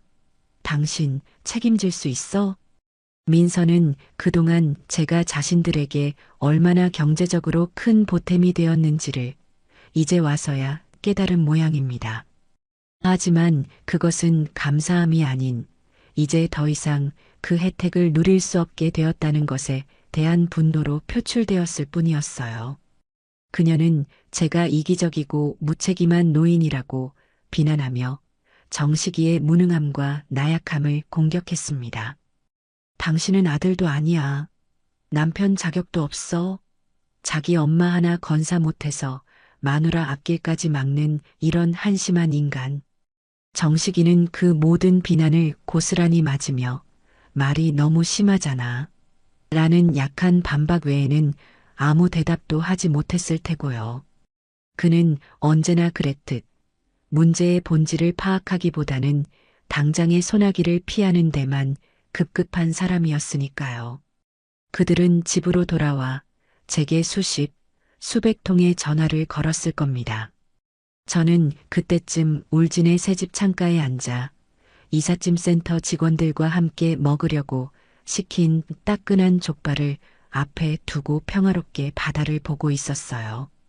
제 주머니 속에서 휴대폰이 미친 듯이 울렸지만 저는 발신자 이름만 확인하고는 조용히 무음으로 바꿔버렸죠. 더 이상 그들의 감정 쓰레기통이 되어줄 생각은 없었습니다. 전화를 받지 않자 그들은 친척들에게 닥치는 대로 전화를 돌리기 시작했을 거예요. 하지만 아무도 제 행방을 알지 못했죠. 그들에게 저는 정식이 엄마였을 뿐 제 개인적인 계획을 공유할 만큼 가까운 사람은 아무도 없었으니까요. 시간은 흐르고 저녁이 되고 밤이 깊어졌을 겁니다. 그들은 그제야 깨달았을 거예요. 이것은 제가 잠시 삐져서 벌이는 시위가 아니라는 것을. 제 인생에서 그들이 완벽하게 그리고 영원히 삭제되었다는 것을 말입니다. 그들의 화려하고 넓은 아파트는 그날따라 유난히 크고 텅 비어 보였을 겁니다. 자신들의 힘만으로 이룬 줄 알았던 그 안락하고 우아한 삶이 사실은 제 희생이라는 거대한 기둥 위에 아슬아슬하게 세워진 신기루였다는 것을 그들은 이제야 뼈저리게 느끼기 시작했을 거예요. 당장 다음 주 월요일부터 현실로 닥쳐올 육아와 가사라는 거대한 파도 앞에서 그들은 서로를 탓하며 밤새 잠 못 이루고 싸웠을지도 모릅니다.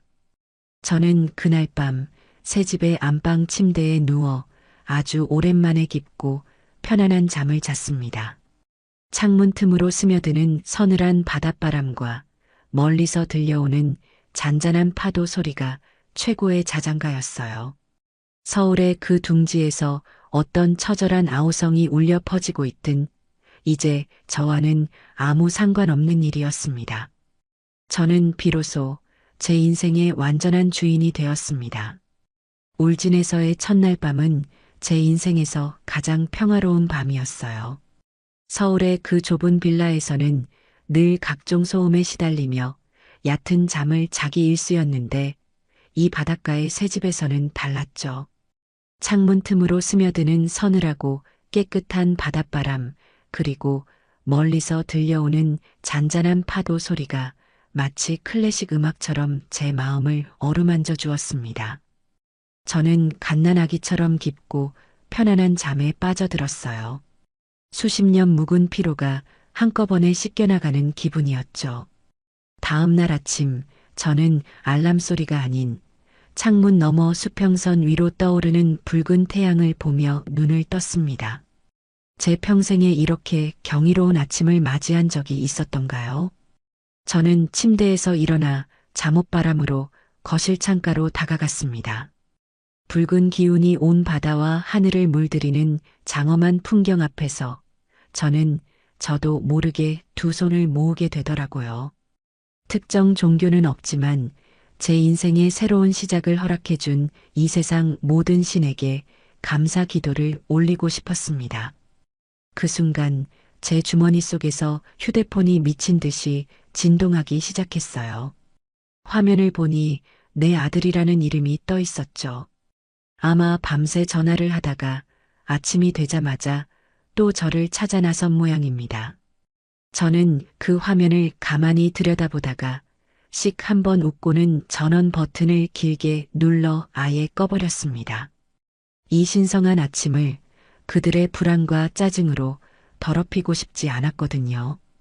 그날부터 저의 새로운 일상이 시작되었습니다. 아침에 일어나면 가장 먼저 커피를 내리고 그 커피 잔을 들고 해변으로 나가요. 아무도 없는 아침 바닷가를 혼자 거닐며 밀려오는 파도에 발을 담그기도 하고 예쁜 조개 껍데기를 줍기도 했죠. 서울에서는 상상도 할 수 없었던 여유였습니다. 오전에는 이삿짐을 풀고 새 집을 꾸미는 재미에 푹 빠졌어요. 저는 제 돈으로 산 새 차를 몰고 읍내로 나가 제 마음에 쏙 드는 가구와 살림살이를 사들였습니다. 푹신한 베이지색 소파, 하얀색 식탁, 그리고 창가에 놓을 예쁜 흔들의자까지 누구의 취향도 누구의 허락도 필요 없었어요. 오직 이정순의 마음에 드는 것들로만 제 공간을 채워나가는 기쁨은 실로 대단했습니다. 벽에는 제가 좋아하는 고흐의 아몬드 나무 그림 복제품을 걸었어요. 아몬드 나무의 하얀 꽃이 마치 제2의 인생을 시작하는 저를 축복해주는 것만 같았죠. 짐 정리가 어느 정도 끝난 뒤에는 동네 주민센터를 찾아갔습니다. 그리고 평생 해보고 싶었지만 먹고 살기 바빠 엄두도 내지 못했던 서예반과 라인댄스반에 제 이름을 등록했습니다. 첫 서예 수업날 저는 붓을 잡는 법도 몰라 쩔쩔맸어요. 하지만 선생님은 차근차근 아주 친절하게 가르쳐 주셨죠. 하얀 화선지 위에 먹물이 스며들며 글자가 만들어지는 것을 보는데 제 마음속 응어리들도 그 먹물과 함께 사르르 풀려나가는 것 같았습니다. 라인댄스는 더 즐거웠어요. 경쾌한 음악에 맞춰 여러 사람과 함께 줄을 서서 춤을 추다 보니 제가 이른이 넘은 노인이라는 사실도 잊게 되더라고요. 처음에는 스텝이 엉망이라 옆 사람 발을 밟기 일쑤였지만 아무도 저를 타박하지 않았어요. 오히려 어머님 처음인데 너무 잘하시네. 다음 주에는 더 잘하실 수 있을 거예요. 라며 서로를 격려했죠. 그곳에서 저는 좋은 친구들도 사귀게 되었습니다. 저보다 2살 많은 영자 언니, 그리고 저와 동갑내기인 수키 씨. 우리는 금방 친해져서 수업이 끝나면 함께 동네 맛집을 찾아다니는 재미에 푹 빠졌어요. 정순 씨는 어쩌다 이렇게 먼 곳까지 혼자 오게 됐어? 어느 날 셋이서 시원한 물에 한 그릇씩을 앞에 놓고 수다를 떨다가 영자 언니가 물었어요. 저는 잠시 망설였지만 제 이야기를 숨기고 싶지 않았죠. 자식들 흉을 보려는 게 아니라 제 새로운 삶을 설명하기 위해 꼭 필요한 과정이었으니까요. 저는 며느리의 모욕적인 말 한마디에서 시작된 제 탈출기를 담담하게 털어놓았습니다. 제 이야기를 듣는 내내 영자 언니와 수키 씨는 제 편이 되어 함께 분노하고 함께 안타까워해 주었어요. 아이고 세상에. 그런 일이 있었구나. 정순 씨 정말 고생 많았네. 그래도 그렇게 박차고 나올 결심을 한 게 어디야. 정말 대단하다, 대단해. 수케 씨가 제 손을 꼭 잡아주며 말했어요. 맞아. 자식들도 다 소용없어. 다 크면 제 살기 바쁘지. 늙은 부모 생각하는 자식 몇이나 된다고. 결국 내 인생은 내가 챙겨야 하는 거야. 정순 씨, 정말 잘했어. 여기 와서 우리랑 이렇게 재미있게 살면 되지. 뭐가 걱정이야. 영자 언니의 말에 저는 그만 눈물이 핑 돌고 말았어요. 제가 가족에게서조차 받지 못했던 위로와 공감을 만난 지 얼마 되지 않은 이 친구들에게서 받고 있었던 거예요. 저는 그때 깨달았습니다. 진정한 내 편은 혈연으로 맺어지는 것이 아니라 내 삶을 존중하고 내 아픔에 공감해주는 마음으로 맺어지는 것이라는 사실을요. 그날 이후로도 제 휴대폰은 간간히 울렸어요. 아들 정식이는 포기하지 않고 계속해서 전화를 걸어왔죠. 하지만 저는 받지 않았습니다. 이제 와서 그들의 목소리를 듣고 싶지 않았거든요. 하루는 라인 댄스를 추고 있는데 주머니 속 휴대폰이 쉬지 않고 진동했어요. 잠시 쉬는 시간에 확인해 보니 부재중 전화가 10통이나 와 있더군요. 모두 정식이에게서 온 전화였어요. 수케 씨가 제 표정을 보더니 걱정스럽게 물었죠. 왜 그래? 아들한테서 온 전화야? 무슨 일 있대? 저는 고개를 저으며 쓴웃음을 지었어요. 아니, 별일 아니야. 그냥 내가 없어져서 불편한가 보지. 받아보지 그래. 그래도 아들인데. 아니, 받지 않을 거야. 이제 저 아이의 문제는 저 아이가 스스로 해결해야지. 내가 언제까지고 뒤치다꺼리를 해줄 수는 없잖아.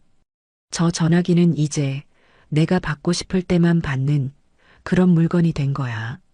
모든 주도권은 이제 나한테 있어. 저는 그렇게 말하고는 휴대폰을 다시 가방 깊숙한 곳에 넣어버렸습니다. 전화를 받지 않는 것. 그것은 숨거나 도망치는 행위가 아니었어요. 그것은 제 평화로운 일상을 지키기 위한 적극적인 선택이자 제게 남겨진 유일한 권력이었습니다. 저는 그 권력을 마음껏 누리기로 했습니다. 저는 제 이름으로 된 새 차를 몰고 동해안 7번 국도를 따라 여행을 다니기도 했어요. 영덕에 가서 대게를 사 먹고 포항 호미곶에서 거대한 손 조형물을 보며 감탄하기도 했죠. 혼자 떠나는 여행은 외롭지 않았어요. 오히려 제 자신과 온전히 마주하고 제 생각과 감정에 귀 기울일 수 있는 소중한 시간이었습니다. 저는 길가의 예쁜 카페에 앉아 홀로 차를 마시며 제가 얼마나 오랫동안 제 자신을 돌보지 않고 살아왔는지를 깨달았습니다. 그리고 앞으로 남은 인생은 철저하게 저 자신을 위해 저를 행복하게 하는 일들로만 가득 채우리라 다짐했습니다. 어느덧 울진에 내려온 지 한 달이 지났습니다. 제 얼굴에는 서울에 있을 때와는 비교도 할 수 없을 만큼 건강한 혈색이 돌았고 입가에는 늘 잔잔한 미소가 머물렀어요. 저는 더 이상 누군가의 엄마나 할머니가 아닌 서예를 배우고 춤을 추고 여행을 다니는 독립적이고 유쾌한 노인 이정순으로 다시 태어나고 있었습니다. 서울의 그 좁고 답답했던 빌라는 이제 아주 먼 전생의 기억처럼 아득하게만 느껴졌습니다. 제가 울진의 푸른 바다를 보며 제2의 인생을 만끽하는 동안 서울에 남겨진 아들 내외의 삶은 걷잡을 수 없는 속도로 추락하고 있었어요. 물론 그들이 어떻게 지내는지 제가 직접 본 것은 아니에요. 하지만 세상에는 바람보다 빠른 것이 바로 소문 아니겠어요. 가끔 안부를 주고받던 시누이, 그러니까 정식이의 고모를 통해 그들의 소식을 전해 들을 수 있었죠. 제가 사라지고 첫 일주일 동안 그들은 아마 패닉 상태였을 거예요. 당장 준우를 돌봐줄 사람이 없으니 민서는 회사에 급히 휴가를 내야만 했죠. 하지만 회사라는 곳이 어디 그런 사정을 계속 봐주는 곳인가요? 민서가 맡고 있던 중요한 프로젝트에 차질이 생기기 시작했고 상사의 눈총을 받기 일쑤였다고 해요. 정식이 역시 마찬가지였죠. 아침 일찍 출근해서 야근까지 하던 생활은 끝났습니다. 준우를 어린이집에 데려다주고 데려와야 했으니까요. 잦은 지각과 조퇴로 회사에서의 입지가 점점 좁아지고 있었던 겁니다. 그들의 삶은 한순간에 엉망진창이 되었어요. 이전에는 제가 매일같이 쓸고 닦고 반찬을 해다 바쳤으니 집이 늘 호텔처럼 깨끗했겠지만 이제는 아니었죠. 퇴근하고 돌아오면 집안은 난장판이었고 저녁은 늘 배달 음식으로 때웠다고 해요. 배달 음식도 하루 이틀이지 돈도 돈이고 건강도 걱정되니 결국 민서가 저녁을 차려야 했는데 평생 부엌일이라고는 해본 적 없는 아가씨가 뭘 제대로 했겠어요. 밥은 타기 일쑤고 국은 짜서 먹을 수가 없었죠. 그런 사소한 일들이 쌓이고 쌓여 부부싸움이 하루도 그칠 날이 없었다고 합니다. 이게 다 당신 엄마 때문이야. 어떻게 자식한테 말 한마디 없이 이렇게 무책임하게 사라질 수가 있어? 그럼 너는 내가 엄마한테 조금이라도 잘했어 봐. 엄마가 집까지 팔고 떠나셨겠냐고. 그들은 서로에게 책임을 떠넘기며 서로의 마음에 상처를 내는 말을 퍼부었다고 해요. 그들이 그토록 지키고 싶어 했던 안락하고 우아한 삶은 저라는 존재가 사라지자마자 와르르 무너져 내린 모래성과 같았던 겁니다. 결국 그들은 비싼 돈을 주고 베이비시터를 구했다고 해요. 하지만 준우는 낯선 사람 손에 맡겨지는 것을 극도로 불안해했고 베이비시터 역시 자신들을 하인 부리듯 하는 민서의 고압적인 태도를 견디지 못하고 한 달도 채 안 되어 그만두기 일쑤였죠. 상황이 최악으로 치닫자 민서는 마지막 동아줄이라도 잡는 심정으로 자신의 친정엄마에게 전화를 걸어 울며 불며 매달렸다고 합니다. 엄마, 나 좀 도와줘. 나 너무 힘들어 죽을 것 같아. 엄마가 당분간만이라도 와서 준우 좀 봐주면 안 될까? 하지만 민서의 친정엄마, 그러니까 제 사부인은 아주 현명하고 냉정한 분이셨어요. 시누이의 전언에 따르면 사부인은 자신의 딸에게 이렇게 말했다고 해요. 민서야, 내가 내 시어머니한테 했던 행동을 그대로 돌려받고 있는 거다. 너는 내 시어머니를 얼마나 무시하고 함부로 대했니? 그분이 보살이시니 그동안 참고 살아주신 거지. 나 같았으면 진작에 엎어도 몇 번은 엎었다. 내 살림은 내가 알아서 하는 거고 내 새끼는 내가 책임지고 키우는 거야. 나는 내 인생이 있으니 나한테 더 이상 손 벌릴 생각하지 마라. 가장 믿었던 친정 엄마에게서마저 그런 냉정한 말을 들었을 때 민서의 심정이 어땠을까요? 아마 하늘이 무너지는 기분이었겠죠. 자신이 그동안 저에게 얼마나 이기적이고 못되게 굴었는지 아주 조금이라도 깨달았을까요? 아마 아닐 겁니다. 그저 자신을 도와주지 않는 세상을 원망하고 있었을 테지요. 시간은 흐르고 그들의 경제적인 어려움은 점점 더 심각해졌어요. 제게 얹혀 살며 아꼈던 생활비와 육아 비용이 고스란히 그들의 몫이 되었으니까요. 마이너스 통장의 한도는 금방 차올랐고 카드 돌려막기에도 한계가 왔을 겁니다. 그러던 어느 날 저녁이었어요. 저는 친구들과 저녁 식사를 하고 집으로 돌아와 텔레비전을 보며 뜨개질을 하고 있었죠. 그때 제 휴대폰이 울렸습니다. 모르는 번호였지만 왠지 받아야 할 것 같은 기분이 들었어요. 여보세요? 수화기 너머에서는 한참 동안 아무 소리가 들리지 않았어요. 그러다 아주 힘겹고 지친 목소리가 들려왔습니다. 엄마, 정식이었습니다. 저는 아무 대답도 하지 않았어요. 그저 숨을 죽인 채 다음 말을 기다렸죠. 엄마, 어디야? 어디 있는 거야? 우리 너무 힘들어. 아들의 목소리는 물에 젖은 솜처럼 무겁고 축축했어요. 하지만 그 안에는 저에 대한 그리움이나 미안함보다는 지독한 자기 연민만이 가득했습니다. 엄마가 없으니까 아무것도 안 돼. 집은 엉망이고 민서는 맨날 나랑 싸우고 회사에서는 쫓겨날 판이야. 돈은 버는 족족 다 나가고. 엄마, 우리 정말 죽을 것 같아. 정식이는 그렇게 한참 동안 자신의 힘든 상황을 넋두리처럼 늘어놓았어요.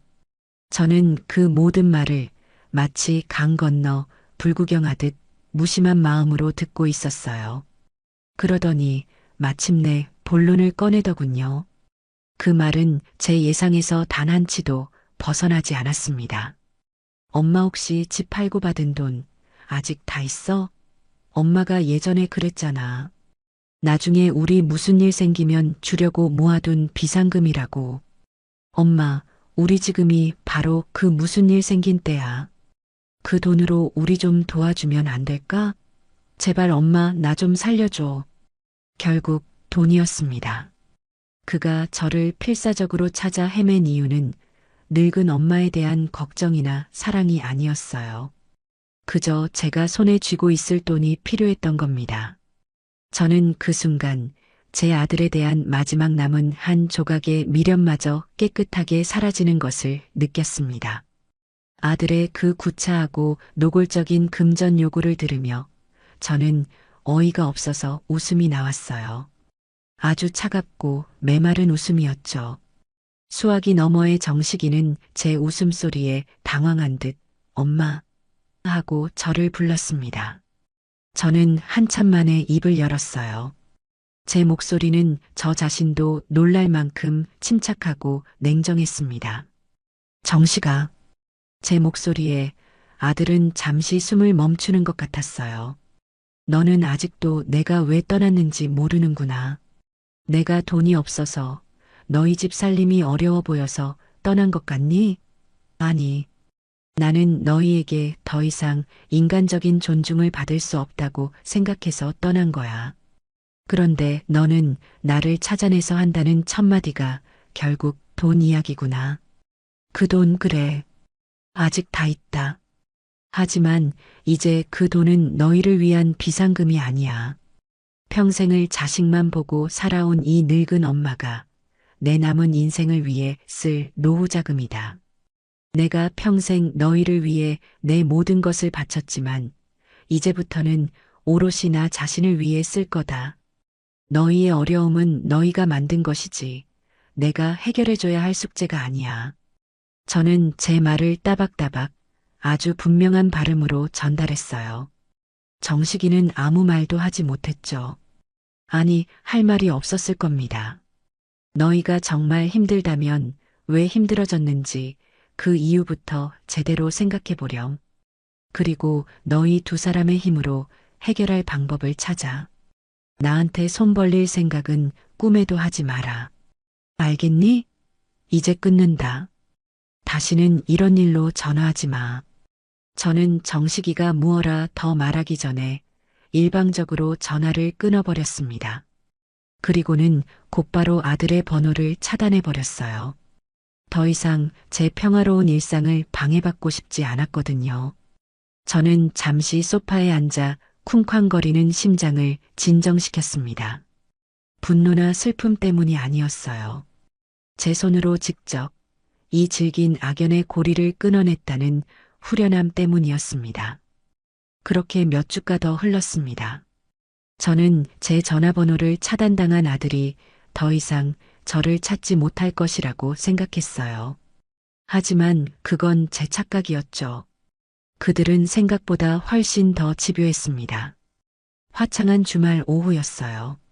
저는 거실 창가 흔들의자에 앉아 뜨개질을 하며 잔잔한 클래식 음악을 듣고 있었죠.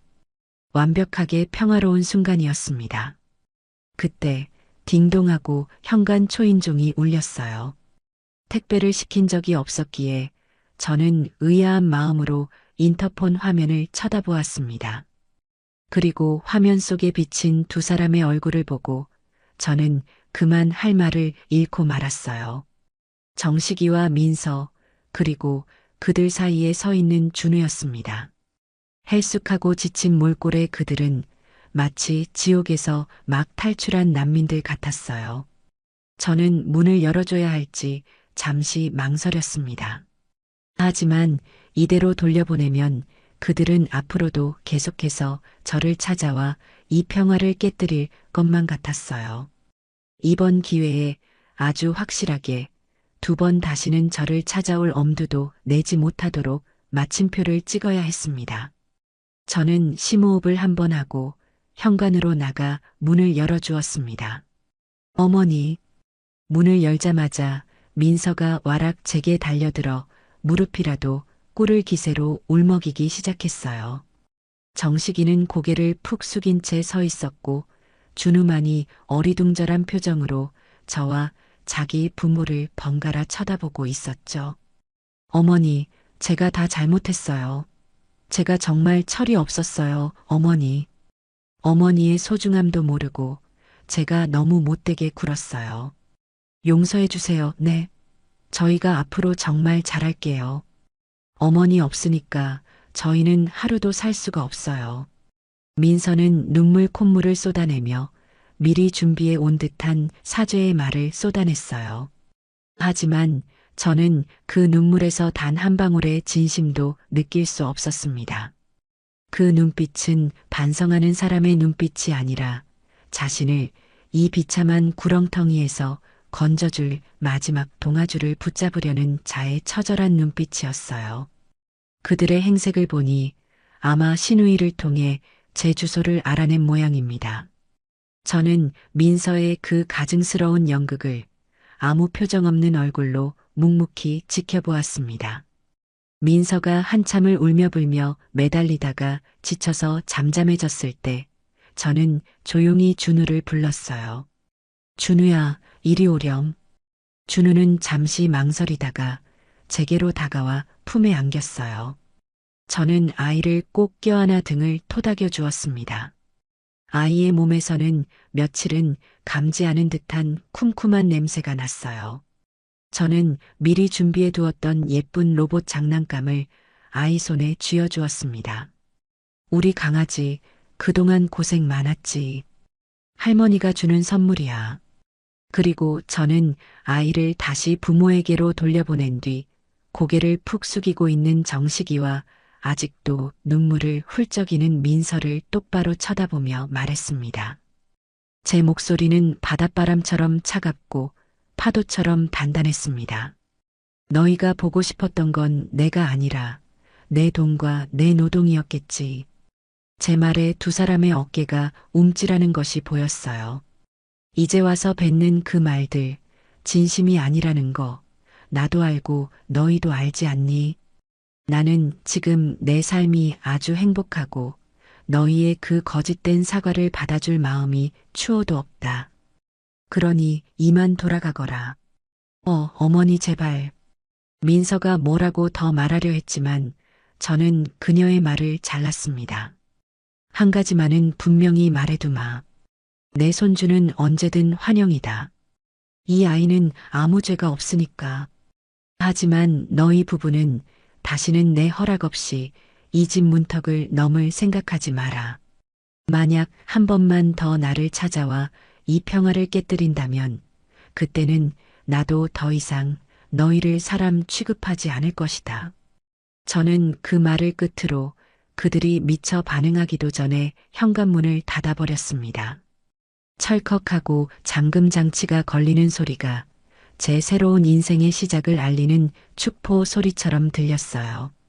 문 밖에서 저를 부르는 소리, 아이가 우는 소리가 희미하게 들려왔지만 저는 더 이상 돌아보지 않았습니다. 저는 거실 창가 저의 흔들의자에 앉아 창밖을 바라보았습니다. 끝없이 펼쳐진 수평선 위로 붉은 저녁 노을이 아름답게 번지고 있었어요. 제 인생에서 가장 완벽하고 가장 평화로운 노을이었습니다. 저는 비로소 저 자신에게 온전한 자유를 선물했어요. 그리고 그 자유가 그 어떤 것보다 달콤하고 소중하다는 것을 깨달았습니다. 깨달았습니다. 깨달았습니다. 깨달았습니다. 깨달았습니다. 깨달았습니다. 깨달았습니다. 깨달았습니다.